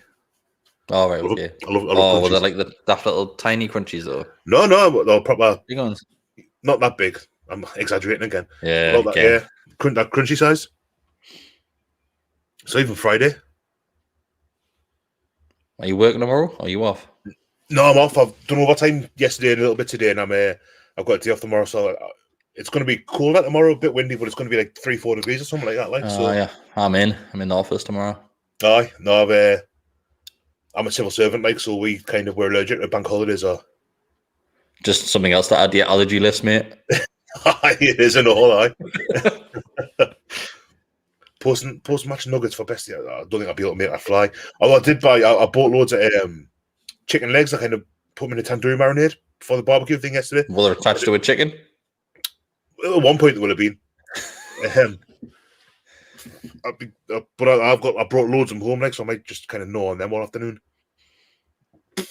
On me. So a lot of people won't understand the crack with the bestie chicken nuggets, but we'll not go into it now. But it is on a previous podcast. And if you do wander around Newcastle Quayside and City Centre and some parts of South Shields, you will see Bestie's face on lampposts surrounded by chicken nuggets. So if you do see one of them, send it in. Tag Bestie in it. I think Randall found one a few weeks back and sent it across to her. I think he did. I'm not going to do the whole story, but my advice is if you're trying to have a sneaky McDonald's while your wife's at work, don't buy 40 chicken nuggets, even if it's by mistake. Then don't go for the food afterwards. Good, yeah, then don't go to the lakeside for a carvery. Honestly, I thought that apple pie with caramel would be a nice little light kind of, that'd be tasty. And it was just that caramel was like an inch thick. I like nuggets, though. I love nuggets, mate. Aye. They look good. Problem with McDonald's chicken nuggets is that you can't just, like, I always get a box of 20. I don't mess about with a meal. I get, I always get the 20 nuggets. And I'll always get, like, a double cheeseburger as well on the side. Yeah. Still doesn't fill us, mate. An hour later, I'm still like, a bit hungry. You hear people say that quite often about McDonald's, like fast food in general, that it's not necessarily very filling. It's nice enough, but yeah, like even a meal, like whatever, let's say a Big Mac with fries and a pop or something, like it's not substantial, is it? It's not like it's not a heavy meal. I'll be honest, mate. I think I put this on the podcast a couple of months ago that I never had a Big Mac. I've had 2 since. They're good. I like Big Macs. They're pretty tasty. Also, which you don't get in this country, but I think we've mentioned this before as well, the McRib, and you get it in Spain. Yeah, I can't think I've ever had one. Lovely addition. I kind of like. I mean, I like the chicken ones. You get the chicken legend and stuff like. But I always think if you're gonna get chicken, you go to KFC. Really, I'm not a big fan of KFC either. I tell you what, I used to get not all the time, but whenever I went to KFC, I'd get the Twister meals because you get the salad in the wrap as well. Is the Twister salad? That's a wrap, isn't it? Yeah. Yeah, and it's dead toothsome. You get toothsome. Toothsome. I love that word to die. It's like you get the crunch, the juxtaposition, the kind of softness of the chicken, and obviously the crispness of the it's not batter, is it? Who needs boots? Coating. Who needs boots? Right, shoot.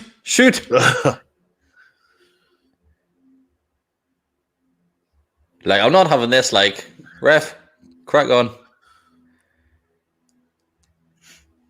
The commentators just said it shows how the game's changed because it used to be all about gloves for goalkeepers.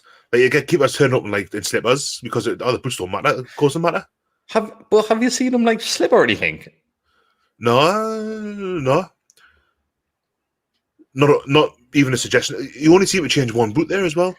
And I'm pretty sure when keepers used to change the gloves or have to take them off, a player used to have to help them put the gloves on. I'm pretty sure I remember players ragging them on their hands. Do you reckon the gloves stink still? Mine certainly do, but that's probably to do more with my hygiene than I don't know how often they change them. Hit it! Oh! He's offside there anyway, I think. Joe might have been, but Gale wasn't. No, it's not a good strike by Dwight Gale. That just needs to absolutely smash it. Oh, Dwight. Let's have a look. He does well there. He does what Kane does to everybody. Jordan's not offside either. 100% offside. I think he is. It would have been looked at, I think, but. So there's a comment in there. Where's it gone? Oh, I missed it. Oh no. So Keegan Burrows mentions Five Guys meal. Five Guys is the biggest rip-off in the world, and I'll say it here. Like, why am I going to pay £10 for a bastard burger? It's a good burger. Five Guys, I like it. But it's a tenner. Yeah, but there again, that's a 3-course curry on Ocean Road. Ah, that's true as well. That's true. That is true. But they go to Fat Hippo and they've got a similar kind of tariff for their patties. And it's good stuff. I like a good burger. There used to be a place when I lived in Norwich. There was a place on Newmarket Road called the Fountain, and it was all kind of different types of gourmet burgers. That's all they did really. So you get crocodile, or you get kangaroo, or I normally go what do you call it when the Christmas markets I go. I normally go and try one of them, mate. They're good. Springbok's nice as well. I've had kangaroo. I've had zebra. No, I had zebra. And I think it was wild boar. The other one which I had. All tasted the same, to be honest with you. I've only just noticed in the kind of header. Colaccini, it's the Colaccini pictures when he's throttling that Brisbane role player in that pre-season. That child. It's at Homer Simpson and Bart Simpson meme. It is, Ooh, you fucker. Get him in the book. Jeez. You didn't get the ball, man, you fucking idiot. Oh. Somebody beat me like their bestie. But yeah. That's the Uber Eats McDonald's. We should do that. You know how people do the thing with going to Wetherspoons, and not that I'm saying people should go to Wetherspoons, certainly not. Yeah, we got kicked out of one for doing it, mate. Really? Yeah, after a match, me and Adam met. It was the good old family. We met them in the Five Swans, and we got told that we had to start showing receipts of the orders. Really? Because there's people ordering milk, peas, coleslaw, everything made to the table. We've done it in when we went to Manchester, when it was me, Mark, Adam, I can't remember who else. There was a few were there, but we're in some random little bar outside Manchester, and we'll put our table number on Twitter, and people were ordering pints that day, so it wasn't too bad. When the peas start fucking arriving, mate. Oh, wow, I like a bit of pea action, like. You feel a bit bad though, mate, because obviously with the food banks and everything, and like whether Yeah. bringing all this shit to your table that you're not going to eat, I'm like, just send with drinks, man. Just like the shots are like 50p. Send with some shots. Aye. Shots. I'm scared of shots now. It's been too long. Yeah, I'm not a big shot drinker. Like, I don't mind them. Like, they're alright, but I'm still a bit like. Yeah.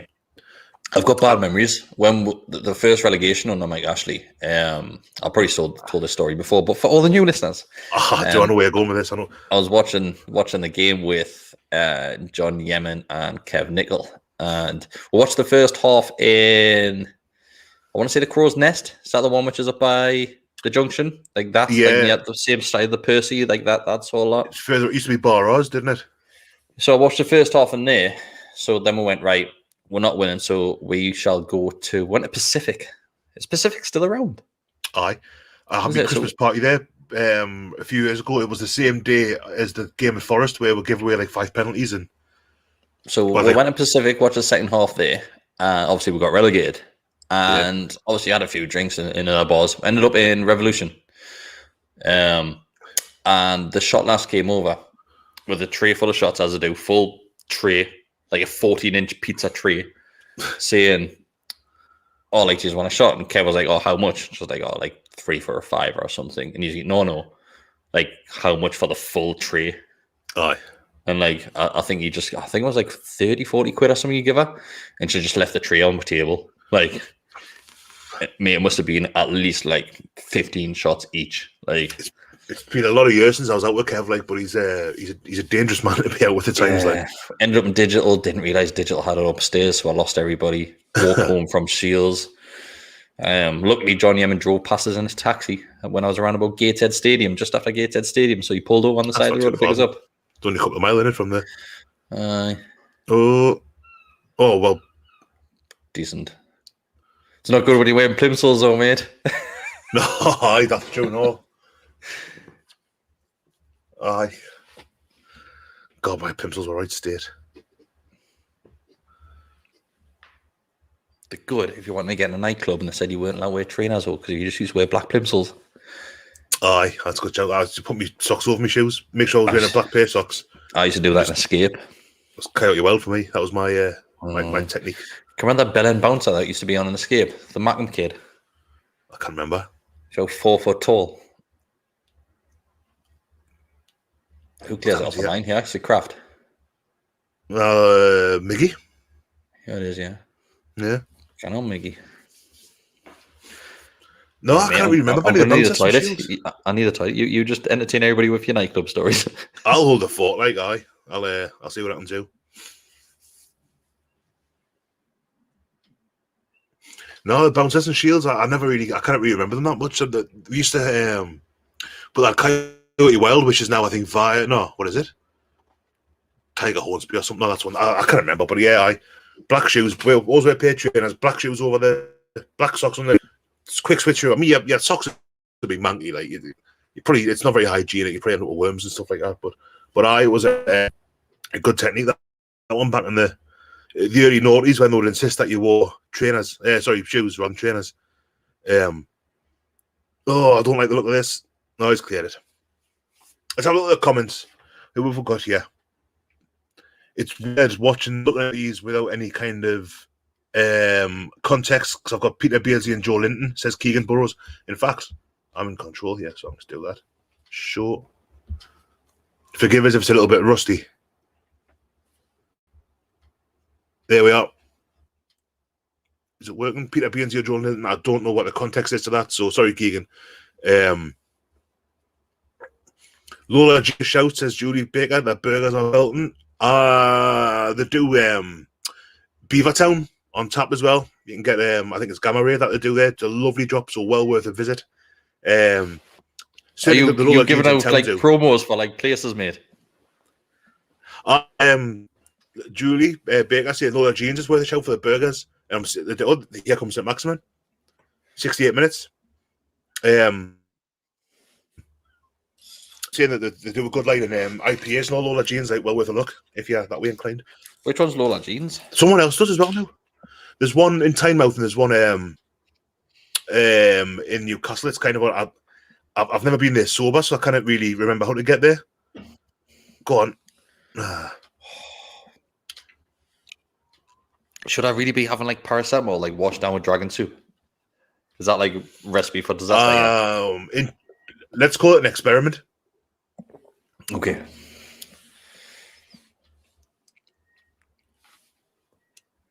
Bestie says Daryl Mitchell Hill. I'm going to show this. Is your shirt theme Spurs wins? It is. We forgot to do this earlier on. So this is normally what we do at half time, mate. we got involved with Tip Cam. Go on, Joe. Go on. Oh my God, how's he missed it? Let's have a look at this, and I'll do a shirt patter. Tobias, yes. Anything Beavertown was unreal. I've got a Beavertown Brewery in Spurs Stadium. I was there for the NFL a couple of years ago, and they had a great line of beers. Oh, he's got to do better. He must do better there, Joe. Does really well to take it down as well, mate. Yeah, he does. He does. Come on, then. Let's go through your shirts, mate. So, yes, the shirts. Going in a chronological order. Obviously, the 7-1, Keegan's penultimate game. The last game was the 3-0 against Leeds, New Year's Day. But that one was 7-1. The game where he said he saw... Now, who was Jerry Francis's face? And he said, I don't want to be a manager anymore because it's just killing it. It hurts people. The next one was it was a cup replay. They beat him 6-1 at St. James's. I seem to remember Kieran Dyer had a really, really good game in that one. Might have got a couple. That one, Lauren Bird home. Absolutely just lamping the ball over the shop. Then the last one, the 5-1, I wasn't at. That's the only one I wasn't at out of them all, I think. Strange game that, mate. But let's have a chat about that game because it was a really, really strange game because we had already been relegated at this point. Of course, we had. But the atmosphere on the ground was all pro-Rafa. The aim of that game from the fans. And what the fuck's the point in that, Shelby? You fucking idiot. It was obviously to encourage Rafa to stay, which subsequently he did. But I didn't celebrate the goals, mate. It was really weird. Because that was probably the best performance of the season because the players were clearly looking for a move. But was not going into a tournament as well? European Championships 2016, And that really pissed us off. Janmaat had the fucking best game I've ever seen him play. He scored, didn't he? Did he get one? I think he got the last one, I think. It was weird because we were, like I say, me, Taylor, Brian, and Darren Blackburn were in Munich. And with kind of weekend, they beat the Bayern game. They won the league, so they do the trophy present. It was good crack. And then was in this Irish bar in Munich, and there was loads of Arsenal fans in there by chance. And obviously, Arsenal, as a result of that result, Arsenal finished second in the league, and Tottenham dropped into third. Because it was the year Leicester won the league, and they were absolutely cock a hoop. The Arsenal fans, so at the time, Tottenham hadn't finished above them for 100 years or something. It was berserk. Alan's asked how many shirts I've got. In total, I've got over 300. Newcastle ones. So tell people about your spreadsheet. So your spreadsheet came out. I'm not sure if you probably haven't listened to this because you probably haven't had 4 hours to listen to it. Good save, well done, keeper. But Daryl done a podcast with Chris Wath from The Athletic, and your shirt collection spreadsheet came up in conversation, mate. Because Chris is so when Chris goes away, if he's on holiday on a trip somewhere, he always goes and buys a pretty obscure shirt. Let's say if he went came to Newcastle, obviously we know he's from Newcastle, but as an example, if he came to Newcastle, he would buy something like a Blythe shirt or a South Shield shirt, something like that. And he does it when he goes on holiday. Then Daryl mentioned your spreadsheet. So, tell everybody about your spreadsheet, mate. Well, a few years ago, I just had shirts in drawers all over the place. So what I wanted to do was kind of get them in vacuum bags, which turns out isn't the best thing to do. But I put them in these vacuum bags and put them in the loft. Because, that's why the sponsors damage on some of, especially these felt ones that are kind of crack a little bit. It's not great for them. I wanted to know where the shirts were. So I wanted to think. And it's actually worked out really handy because all these shirts were in the loft at some point. And I've had to get them back down and kind of display them for you lovely folks watching. I kind of bag them up, get them on a spreadsheet, and then I just know where they are, where I can get my hands on them. And also, I've put like the chest size on as well. So if I lose enough weight that I can fit into some more of them, then I can just kind of grab that's a 46 chest. I can get them out like that. Especially now 5-a-side's coming back as well. Like it's a quite handy little thing. Like, but it's obviously it's all color coordinated. Is that the word? It's the shirts colours are all on there and stuff like that. It's just a bit of a sad bastard's kind of shirt collection, bit of nonsense, really. I started doing with programs. I didn't have a spreadsheet. I didn't go as far as getting a spreadsheet, but the programs, I was just putting them in big plastic containers. You know, the ones that people get when they're moving houses and shit. Aye. I just got those in my shed, and all those are like labelled up on the boxes of which season the programs are from. And I tell you what, mate, the fucking heavy boxes. I'll tell you that. If you put 3 seasons worth of programs in there, they're heavy. I bought a couple of programs. Actually, I've got them right here. I had hundreds when I was a kid. I don't know where they all are now. Like, but and this is going to seem really obscure. Okay. It's Leicester away on the 26th of December 1981. And the reason I bought that is because that game was postponed. And they replayed it on the 2nd of March 1982, and that was the day I was born. All right, okay. So I thought it was a nice little kind of Leicester v Newcastle. Is that a program? Is it just like the front of it? Because it looks really thin. It's a program, but it's obviously because it was a rearranged game. It's just it's like a pamphlet, really. But it's an official 2nd of March 1982. It cost 35p. We lost 3-0, I think. I got a couple. But that was me little kind of, because I've got them to hand here. I happen to have them in my work desk here, and I've just got like football stickers and all sorts in here, like, so. Yeah. Memories, lads, memories. But yeah, I had dozens and dozens of programs at Mum and Dad's house. I don't know what happened with them when I moved out, and Dad's kind of clearing the place now because he's looking to sell it. I know I've got his fridge. Oh, that's right, you have, he's had to buy another one since as well. I've got one of his old fridges as well. But we're just stealing your dad's fridges, and his one broke. Oh, and his not. That's why he's had to buy another one. But he's but my mum died, so my dad's kind of selling the place when I'm moving out. So he's I've been up in the loft trying to get hoping to find loads of stuff, but I've just found loads of old photo albums instead. So that's nice stuff having them. Like, but I really fancied getting I was hoping there'd be some old programs, a few old shirts maybe, but unless he's already sold them, maybe I don't know. Probably hide them out. Mum and Dad my mum was, and Dad is like really ruthless with stuff. Like I'm a proper hoarder. Not a hoarder. Like, we don't use it, hide it away. I'm dead sentimental. Me, give it a soonest and let him set fire to it.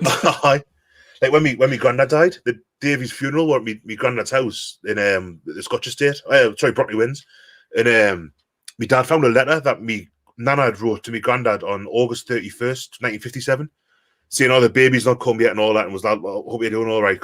And my dad was born the day after. And I'm sure my dad just chucked it. I'm like, Christ, you've got to keep stuff like.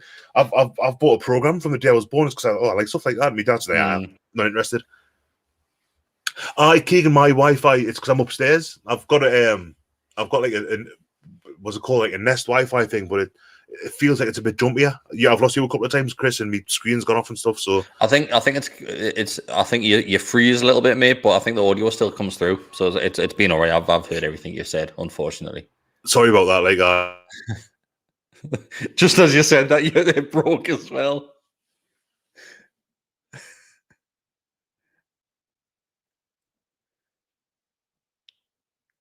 I think I've lost him.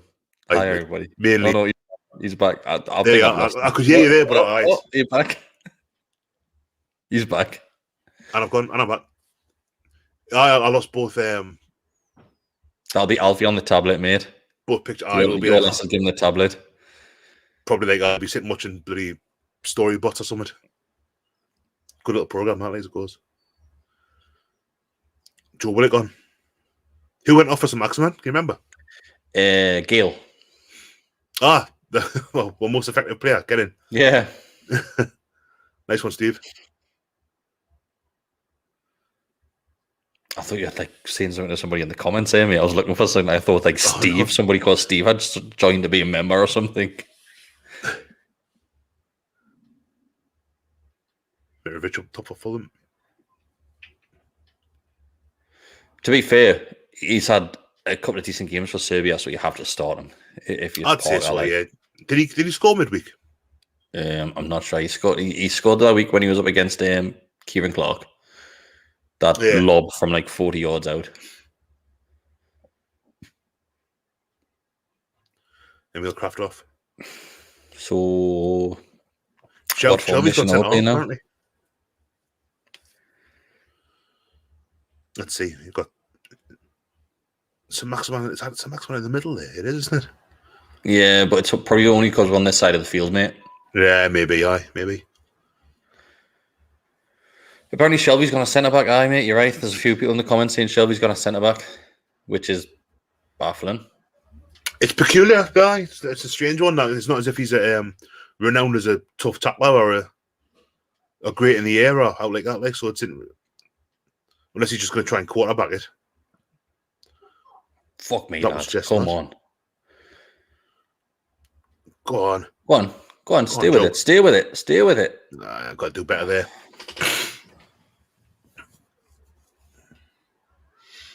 Second half's been about, certainly the last 20 minutes or so, has been a little bit kind of more low key, hasn't it? It feels like we're. I think both sides, mate. Yeah. Yeah.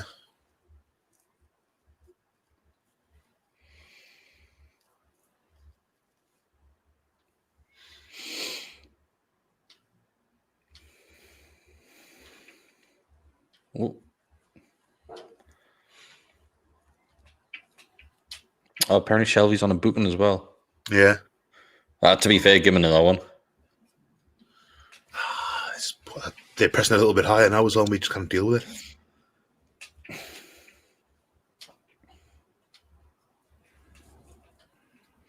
It's another game where you think that Spurs were here for the taking today, like. Certainly, with the way that first half hour or so went, when the chances were hard and without really troubling Norris too much, apart from that Gale header. Where's Lascelles playing? Where is he? There.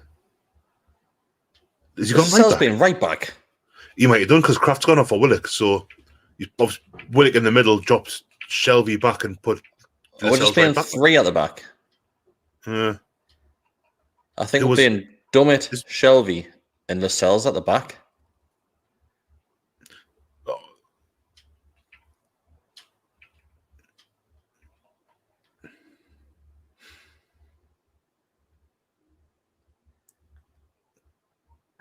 Go on, put him on that. No, he's done well there. Oh, get up, man. Lascelles. I just done his foot, honey.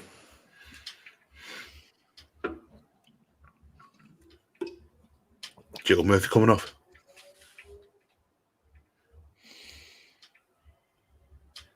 Yeah.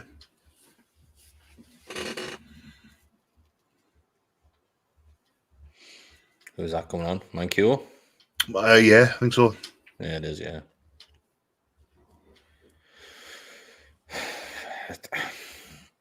I'm not sure what we've just done formation-wise, if I'm being honest with you. Is Lascelles just dropped back there until Manquillo came on? Lascelles not just at the right of the three? Then you've got Manquillo is like a wing back now, effectively. It must be, but Bessie, once again, like, I completely understand. There's only 10 minutes left. Like, yeah, no, if you concede another one, so what? You're already losing. Well done, let's stop doing like for like subs and like go at them. Try and change the just get in the front change the shape a little bit and get at them. Like we took Gale off. Oh, I was reading the thing. You want Gale and Saint on the field at the same time. Really, just put them under a bit of pressure, wouldn't you? Oh, you would. I was reading a thing yesterday about Euro 96. It was from last year. Now when ITV showed all the games over last summer at the start of lockdown. And it was about how Venables would set the team up differently. It was just in 4-4-2. It wasn't like a real in-depth tactical analysis, but it was how Venables, he only made 2 changes to the team in the whole tournament, and they were both because of suspension.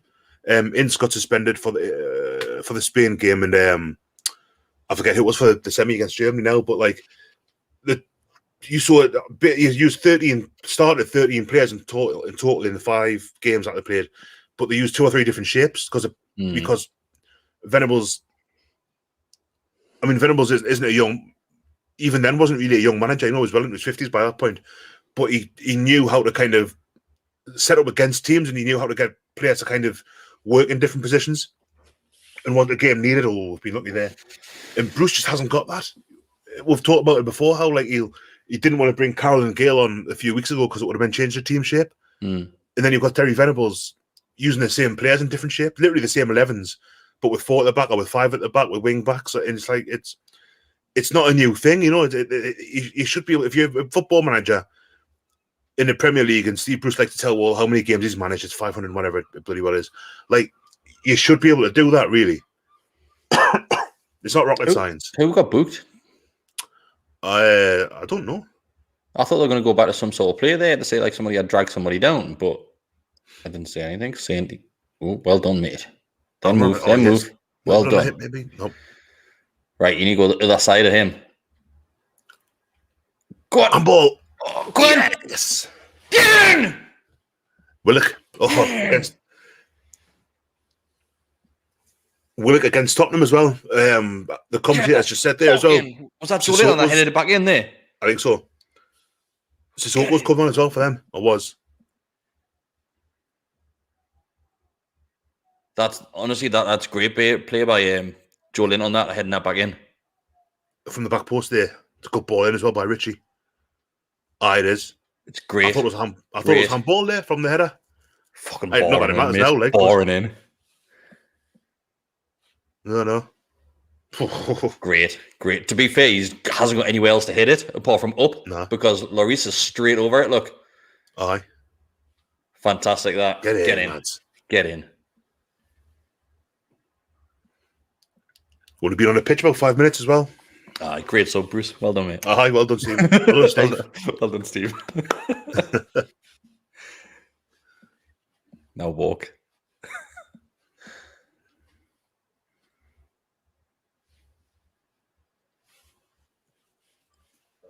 Oh, yeah, lads. One more. Right, just fucking don't do what you did last time, right? Oh, God, just control yourselves, right? You've got 4, but you probably got about 7 minutes left.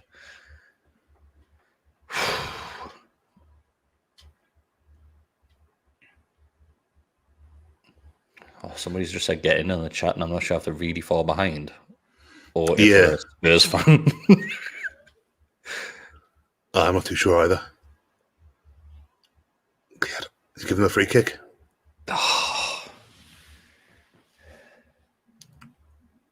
he's angry there. Young youngster. Yeah, because he must have a point. Like, Lamella as well. Kick. It's a free kick, though. Oh, God, Gareth Bale. I forgot about him.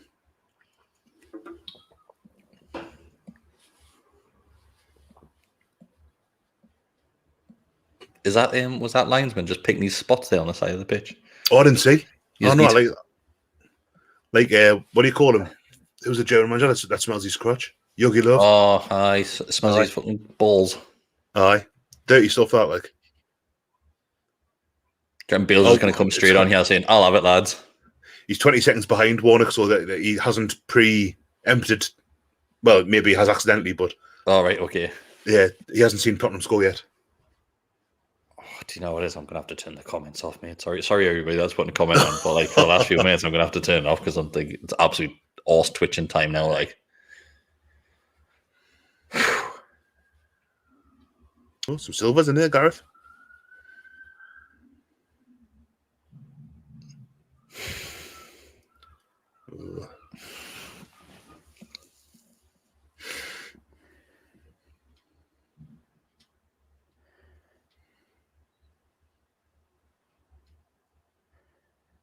Terrible. Miles over. I can look at the comments again now.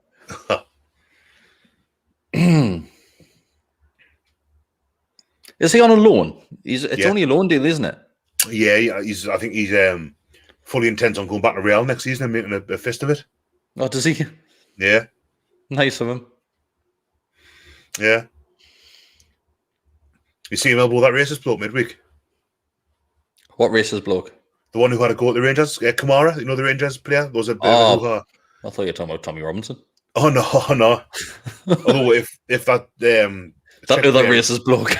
If the Czech player is available, given that it's different. Oh yeah, well done, didn't he? Aye. But no, Bale was playing for Wales against him midweek, and he goes over a header later on, and he proper clocks him, like cleans him right out. It's lovely. Shame he wasn't the only one that got an elbow. The only racist that got an elbow in the face. Well, there's just no room for it. No room for it. Go out quite wide. Go on. Just hit it. Oh, that's hitting a touch or not. Yeah. Doesn't look like it.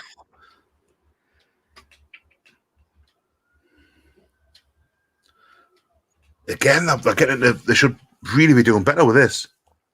So Maximin does great there. No, it's an awful shot, that. Yeah, it's horrendous. Just drags it. Yeah. Fuck, me door just opened. People watching the stream there just see me doors just randomly open there. It'll be the Almiron Ultimate Team card. He's over there, the other side of the room. That's what makes it all the more spooky, mate. I tell you, it's got powers, that card. Like, oh shit! I forgot when that card just moved by itself. Poltergeist. 4 minutes.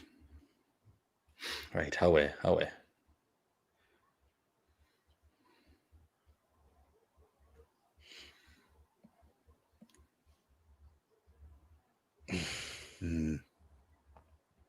Oh, lovely.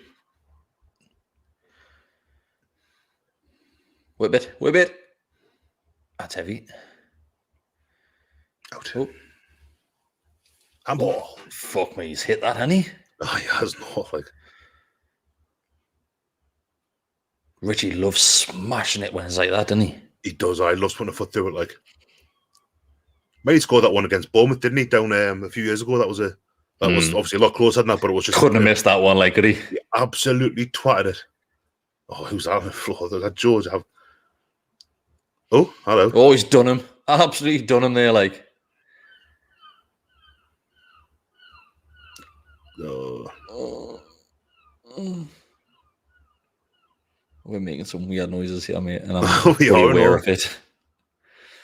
Push. Fuck off, Kane, you fucking stupid cunt.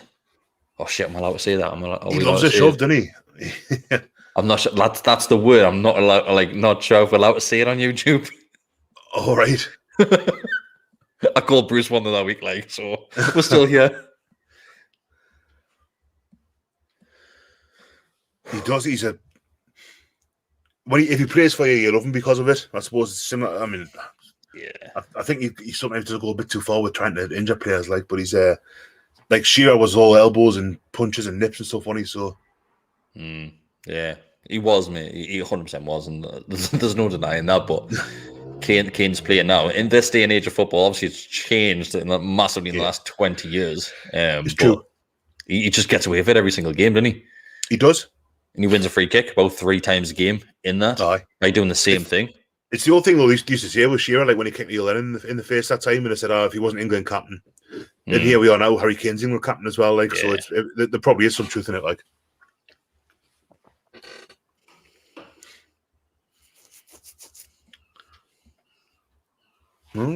Talk of Wilson being back next week, maybe.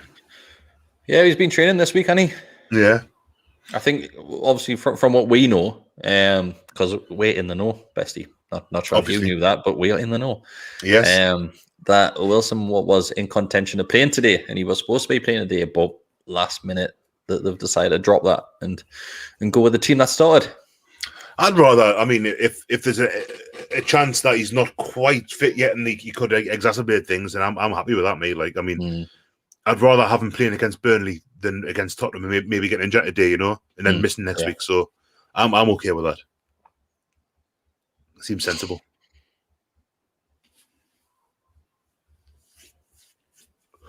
It's been better, this though. It has, mate. I think from now on, though, I think we just need to bin the other 2 off. I think you're right.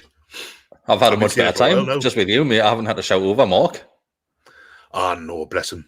He gets enthusiastic. He gets really involved, doesn't he? Really involved. So, like, when we're having a conversation and trying to lead into like promos for other things, like Daryl's podcast, Mark would be currently like slagging a player for missing a header or something. Or screaming because someone didn't have a shot. He's funny. And it's like, no, it's not happening. The other week when he was like, there was literally nowhere near. It was close at the corner flag. Go on, and again. Right, and how again. that's on now. Needs people in the that's Nah. momentum's gone, isn't it? Could be full time. Yeah, good result. We'll take it. That's good. That is good. Right. That I'm turning the stream off now. Bella. So to be fair, mate, it's good as in the fact that it was a decent performance. A decent performance from some players that you weren't expecting it. Shelby wasn't the worst. We saw some improvements in Shelby, and he's been absolutely diabolical the last handful of games. Joe Linton, man of the match for me today. I think that's probably about right, yeah. And obviously he gets it wouldn't go down as assist, but it was down to him that obviously was scored that second goal to bring it back even. So for me, Joe Linton gets man of the match. So Twitter, go and find something to slag him off about today. I was say that won't go down well. That he did play well today, though, and wasn't perfect by any stretch of the imagination, but he did play well enough. I thought, yeah. It's a first. Somebody just put it in here. Tobias has just said, I will show it on the screen. First time that there we go. First time that we battled all season. He's probably right. The players looked like they wanted to win that game. Yeah, and I mean to come back from 2-1 down as well, but that was kind of my fear when they got a second, was that we haven't got that kind of that spirit about it. We'll come back and get something, but they did well. That was much better. And we say it all the time, but it's just infuriating when you compare it to the Brighton game. That why aren't they? It's the inconsistency that really kind of gets under your skin, doesn't it? A bit. Yeah, you're right, mate. And it's one of those things that obviously off the back of that result last week against Brighton, well, was it 2 weeks ago now against Brighton? Aye. We needed something out to today's game, and neither of us were expecting that. And I would probably bet me mortgage on the fact that not many fans were expecting anything. Yeah. We might have seen a joke on social media saying, "Oh, like I fancy with chances today," but did they really? Because they'll be watching a different team to what I have for this season. I know I didn't fancy our chances today at all. I saw a few people saying it, and I thought, I don't know why, but fair play. That's a good. A point at home to Tottenham's always a decent point, I think, because Tottenham they're always in that kind of worrying thing now is, mate. I know it is a draw, but if Fulham get 3 points, then that still drops us in the relegation zone on goal difference. Yeah. Our goal difference is 5 difference between ourselves and Fulham. You want to hope Villa do us a favour. Grealish is back, apparently. Yeah, I saw that. It's just, I don't know. I think we're in massive dangerous territory now, aren't we? Oh, massively so, yeah. And that is a good point today, but yeah, I mean, again, I kind of referred to it earlier. You've got to be looking at the Sheffield United coming up, Burnley next weekend, Fulham last game of the season. They are turning into kind of must-win games now. Because 8 games to go. I think Fulham will have a game in hand on Fulham after they play Villa, but we'll do. I can see them picking 5-6 points up between now and the last game, so we do need to get points. Grealish isn't playing, according to Tobias Tilly. Says, was he not? Nah, not even on the bench. Fuck's sake! I'm sure I read something earlier saying that he was supposed to be back. Yeah, either no Grealish or no Grealish. I don't know if it's a McDonald's thing. But yeah, it's I'm quite happy with that point. Yeah, me too, mate. Me too. Right, so what we'll do, we'll jump off this one. We'll come back at 4:10. We will be back in 10 minutes' time to give our instant reaction on that one, just to cover a few of the basic points and what happened today. So yeah, thanks everybody for watching. It's been a pleasure as always, and so yeah, thanks for those members that did sign up today. Don't forget to like the video and subscribe to the Gallowgateshots YouTube channel. Plenty more content coming this week, so stay tuned. And me and Mr. Best will see you in 10 minutes. Don't slag Joe off either. Just let him have this day. Just let him have it. Bye bye. Yeah, he was all right.